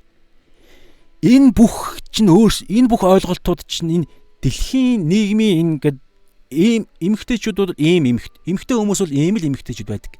Тэр нь ингээ янз бүрийн байдлаар тэгдэг. Эрчүүд бол ийм л эрчүүд байдаг. Эрчүүдийн хүсэл ийм л байдаг. Эрчүүдийн амьдрал ийм л байдаг. Эмэгтэйчүүдийн амьдрал ийм л байдаг. Эмэгтэйчүүд угаасаа л ийм. Угаасаа гэдэг үгнүүд. Гэтэл Библиэс судалдаггүй мөртлөө нийгмийн хилдэг те. Тэгээ одоо юу гэдэг хань ижлээ сонгодог ч юм уу ингээл янз бүрийн юм ингээл яриад байвал яриалаа шүү дээ те. Библийн дагуу эмэгтэйч вэ, эрэгтэйч вэ, итгэгчин те бүгд Библийн дагуу бид оюун ухаанаа шинжлэхгүй бол энэ нийгмийн дагуу нийгмийн санал болгож байгаа энэ нэг юм стандарт энэ урсгал руу бид өөрсдөө ингээд орохдоо хүртэл угаасаа л юм штэ гэж ороод байвал энэ зүйл чинь цаана нь үхлийн дэгэ гогцоо байдаг аахгүй юу. Тэр утгаараа Есүс байнга хэлээд байгаа нь Есүс ч биш шинэ гэрээний захидлуудаар байнга хэлж байгаа. Мөнгөний шунал, хоёр эзэн, тэгээ бүр амар хатуу яасан ч тэнгэрийн аанчлалд орж чадахгүйгээд ингэж хэлээд байгаа чинь наан нь ингээд илэрдэг аахгүй. Тэгээ хүслээ хянах хэрэгтэй. За ингээд яриад байвал яриад ямар ч үсэн ингээд бүгдээрээ дүгнэлт нь юу вэ гэхээр амьдралынхаа эзнээ үргэлж нэгдүгээрт тодорхойлъё. Үргэлж тодорхойлсон тодорхойлолтоороо эзнээ л байлгая гэдэг юм уу те. Эзнийг эзэн л байлгая. Тэгээд эзэн гэдэг нь ойлголтоо санаа. Бид боолууд. Есүс бидний эзэн. Тэгээд боол өөрийнхөө ойлголтоор юм хийдэггүй байхгүй юу? Дамаа юм тодорхой амьдралын сүнслэг энэ зүйл төр. Тийм учраас Мата уулан дээрх сургаалын хамгийн анхныхын сүнсэндээ ядуу буюу юу ч байхгүй ядуу хүн ерөөлтэй гэдэг байгаа юм тэр байхгүй юу? Сонголт болгоно алхам болгон дээр эзнээсээ тэр төгс эзэн 18 мөн чанар бүхий omniscience, omnipresence, omnipotence гэд төгс мэдлэг, төгс хаасаагүй зэрэг оршдог, төгс мэдлэг, төгс omnipresence хаасаагүй оршдог, omnipotence төгс хүч чадал. Энэ зөвхөн 18 мөн чанарын чинь. Тэгэхээр ийм бүтээгч бурхан маань бидний амьдралын эзэн учраас бид бүх зүйл дээрээ эзнээсээ асууж бурханы хүний өмнө биш шүү дээ. Бурханыхаа өмнө, Библийнхаа өмнө гэсэн үг шүү дээ. Энэ нь хамгийн бэст байгаа байхгүй. Тэгээ яг бурханыхаа өмнө бол бүр ингээд өчүүхэн юу ч байхгүй дорой. Тэгээд тодорхой шийдвэр хийх болгоно. Энэ амьдралыг бид ингэж хэвшүүлж үүний төлөө бид ингэж улаан Есүс чинь гэдэг нэр зүүж явахгүй болвол улаан галаар шатсан тэр галт нуурд бид галт нуур руу хаягдах тэр шүүлтийн өдөр бид өөрсдийгөө мэхлэгчд гэж болоод Есүс биднийг Матай 7-гийн 21-21-с 23 дээр хэлсэн дагуу ёс бусыг үйлдэгч нар буюу миний тэнгэрт хэцгийн хүслийг үйлддэггүй буюу намайг эзнээ болгоогүй хүмүүсүүд та нар надаас зайл гэж хэлвэл яах юм бэ? Энэ дэлхийн хүмүүсүүд улаан Есүс чинь та надад хитрхи тууширж ийн да. Гэт ингэж яриу энэ үгнүүд чинь цаана дандаа зүтгэр байгаа шүү дээ. Тэр хүмүүсүүд юу ярьж байгаагаа ч мэдэхгүй бүгд сохор хүмүүсүүд. гоё юм. Тэгээд тэр тогтолцоо нь өөрөө нэг гоё юм бид нарыг ярьж байгаа юм шиг тухайн хүмүүсүүдийг бодуулдаг байхгүй. Ягаад тэгэхээр нөгөө олон нийт чинь ингээд хоорондоо нийлэхээр нэг гоё юм бодуулна. Тэгээ мань мэднэ ингээд нэг иймэрхүү ярихаар ингээд зайлуулаа. Одоо юу гэр орон байгаа мó, машин дээр байгаа мó, унаа тэгээд дансанд мөнгөтэй мó байхгүй. Хань ажил байгаа мó байхгүй. Тэгэл дүгэл наадах чинь худлаа штэ гэх гээд байдаг. Гэтэл тэр байхгүй байгаа гэдэг юм нь юуг оронд нь байгаа гэдгийг тэд нар ерөөсөө мэдэхгүй штэ. Тэгэхээр тийм хүмүүсүүдийн үгнээс айж ичээд тэдгэр хүмүүсүүдийн тогтолцооноос болж энэ Библийн аимшигтай аюултай юмыг сануулад байгаа энэ сануулгыг бид наадах яах вэ? Тэр яах вэ гэдээ ингэх гээд байдаг байхгүй итгэгч нар. Тэгэд илчлэлт 3 дээр хэлж байгаа. Лавдик чуулган, 7 чуулганы хамгийн сүүлийн чуулга. Монгол чуулган ч гэхгүй, дэлхийн чуулган яг ийм байгаад байгаа байхгүй. Бүлээн итгэгч нар бүр хасар ихээр байна. Бурхан ингэж хэлж байгаа. Бүлээн байвал та нарыг би бөөлж гаргана гэж байгаа. Та нар халуун бай гэж байгаа. Гэтэ халуун байхгүй бүлээн байх гээд байвал зүгээр хүүтэн бай. Буюу бурхан гэж хэлэхгүй зүгээр цуглаан болоонд явахгүй Есүс итгэгч гэж хэлэхгүй зүгээр сатан матанаа шүтээд өөрийгөө мөнгөө шүтээд зүгээр яв. Энэ нь илүү дээр гэдэг байгаа байхгүй юу? Яагаад юм? Гимших боломжтой ядаж. Тэгээд цаг нь болоход ядаж нөгөө нэг Есүсийн баруун талд байсан тэр нэг гимт хэрэгтэн шиг ядаж мөнхийн амьд орох боломжтой. Тэр боломжийн төлөө зүгээр хүүтэн бай гэж хэлж байгаа. Илчилт 3 дээр. Тэгээд гимшээд ирээд халуун бай гэж хэлж байгаа. Юу ямар ойлголт дээр хэлж байгаа гэхээр би харж гин, би чадж гин, би болж гин гэдэг зүйлсүүдийг лавдаг чуулган хэлдэг байсан гэдэг байгаа байхгүй. Бид баян байна, бид болж гин, бидэн дутах юм алга. Тэгсэн чинь араас нь хэлж байгаа. Та нар гэтэл ямар нүцгэн, ямар хөөр хилэлтэй, ямар өрөвдмөр, ямар бузар муу байгаагаа та нар ойлгохгүй байна. Тэгээ харж чадахын тулд нүдээ тосыг надаас худалдаж ав. Ичхүүр чинь ил гарахгүй тулд цагаан хувцсыг надаас худалдаж ав гэж хэлж байгаа.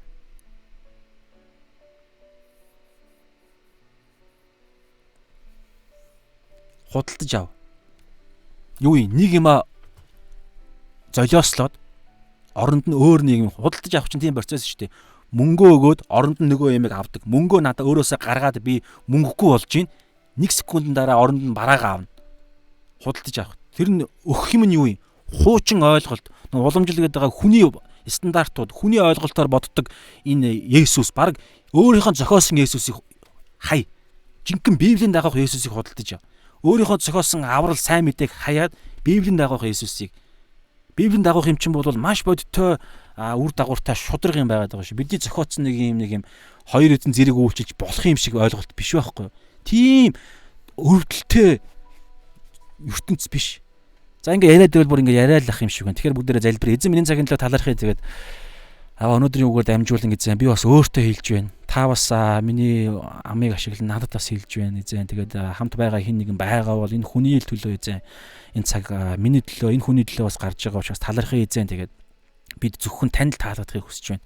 Танд л таалагдж, таны дотор л байж, таныг л амьдралынхаа эзнээ болгож ижил бид шүүлтийн өдөр буюу үхэх үедээ. Нэг бол Есүсийн 2 дахь ирэлтийн үеэр бид хоньны талд ороод мөнх амийн титмийг, ялалтын титмийг, алдрын титмийг, мөнхийн мөнхөд аз жаргалтай ивэл өрөөлтэй амьдрах титмээ авах болно. Зөвхөн таны дотор. Тэрнээс биш энэ дэлхийн Холливуудын үзэл, энэ дэлхийн элдв янзын тогтолцоо хин нэг нь надад юусэн амаа байхгүй. Тэгээд тухай хин нэгэн итгэгч найз нөхөд маань ч гэсэн амаа байхгүй. Зөвхөн таал бидний цорын ганц стандарт. Тэгээд таны стандарт хаан тэмдэглэгдсэн байх гэхээр 66 ном бүхий энэ Библиэд. Тийм учраас л бид Библийг судалж байна эзэн. Энэ Библи нь ариун сүнс таньгүйгээр ямар ч боломж байхгүй. Та л бидэнд энийг маш зөв Библийн дагуу ойлгуулдаг. Та бас энэний дагуу ойлгуулсан зүйлээрээ амьдрах хүчин зөвхөн та. Тэгээ таньда талархаж байна Есүсийн нэрээр аминь. Хамт байсан хүмүүстээ баярлалаа. Тэгээ дараагийн цагаар дахин уулзтаа тэр баяртай. За, шалом, сайхан амарцгаагаарай.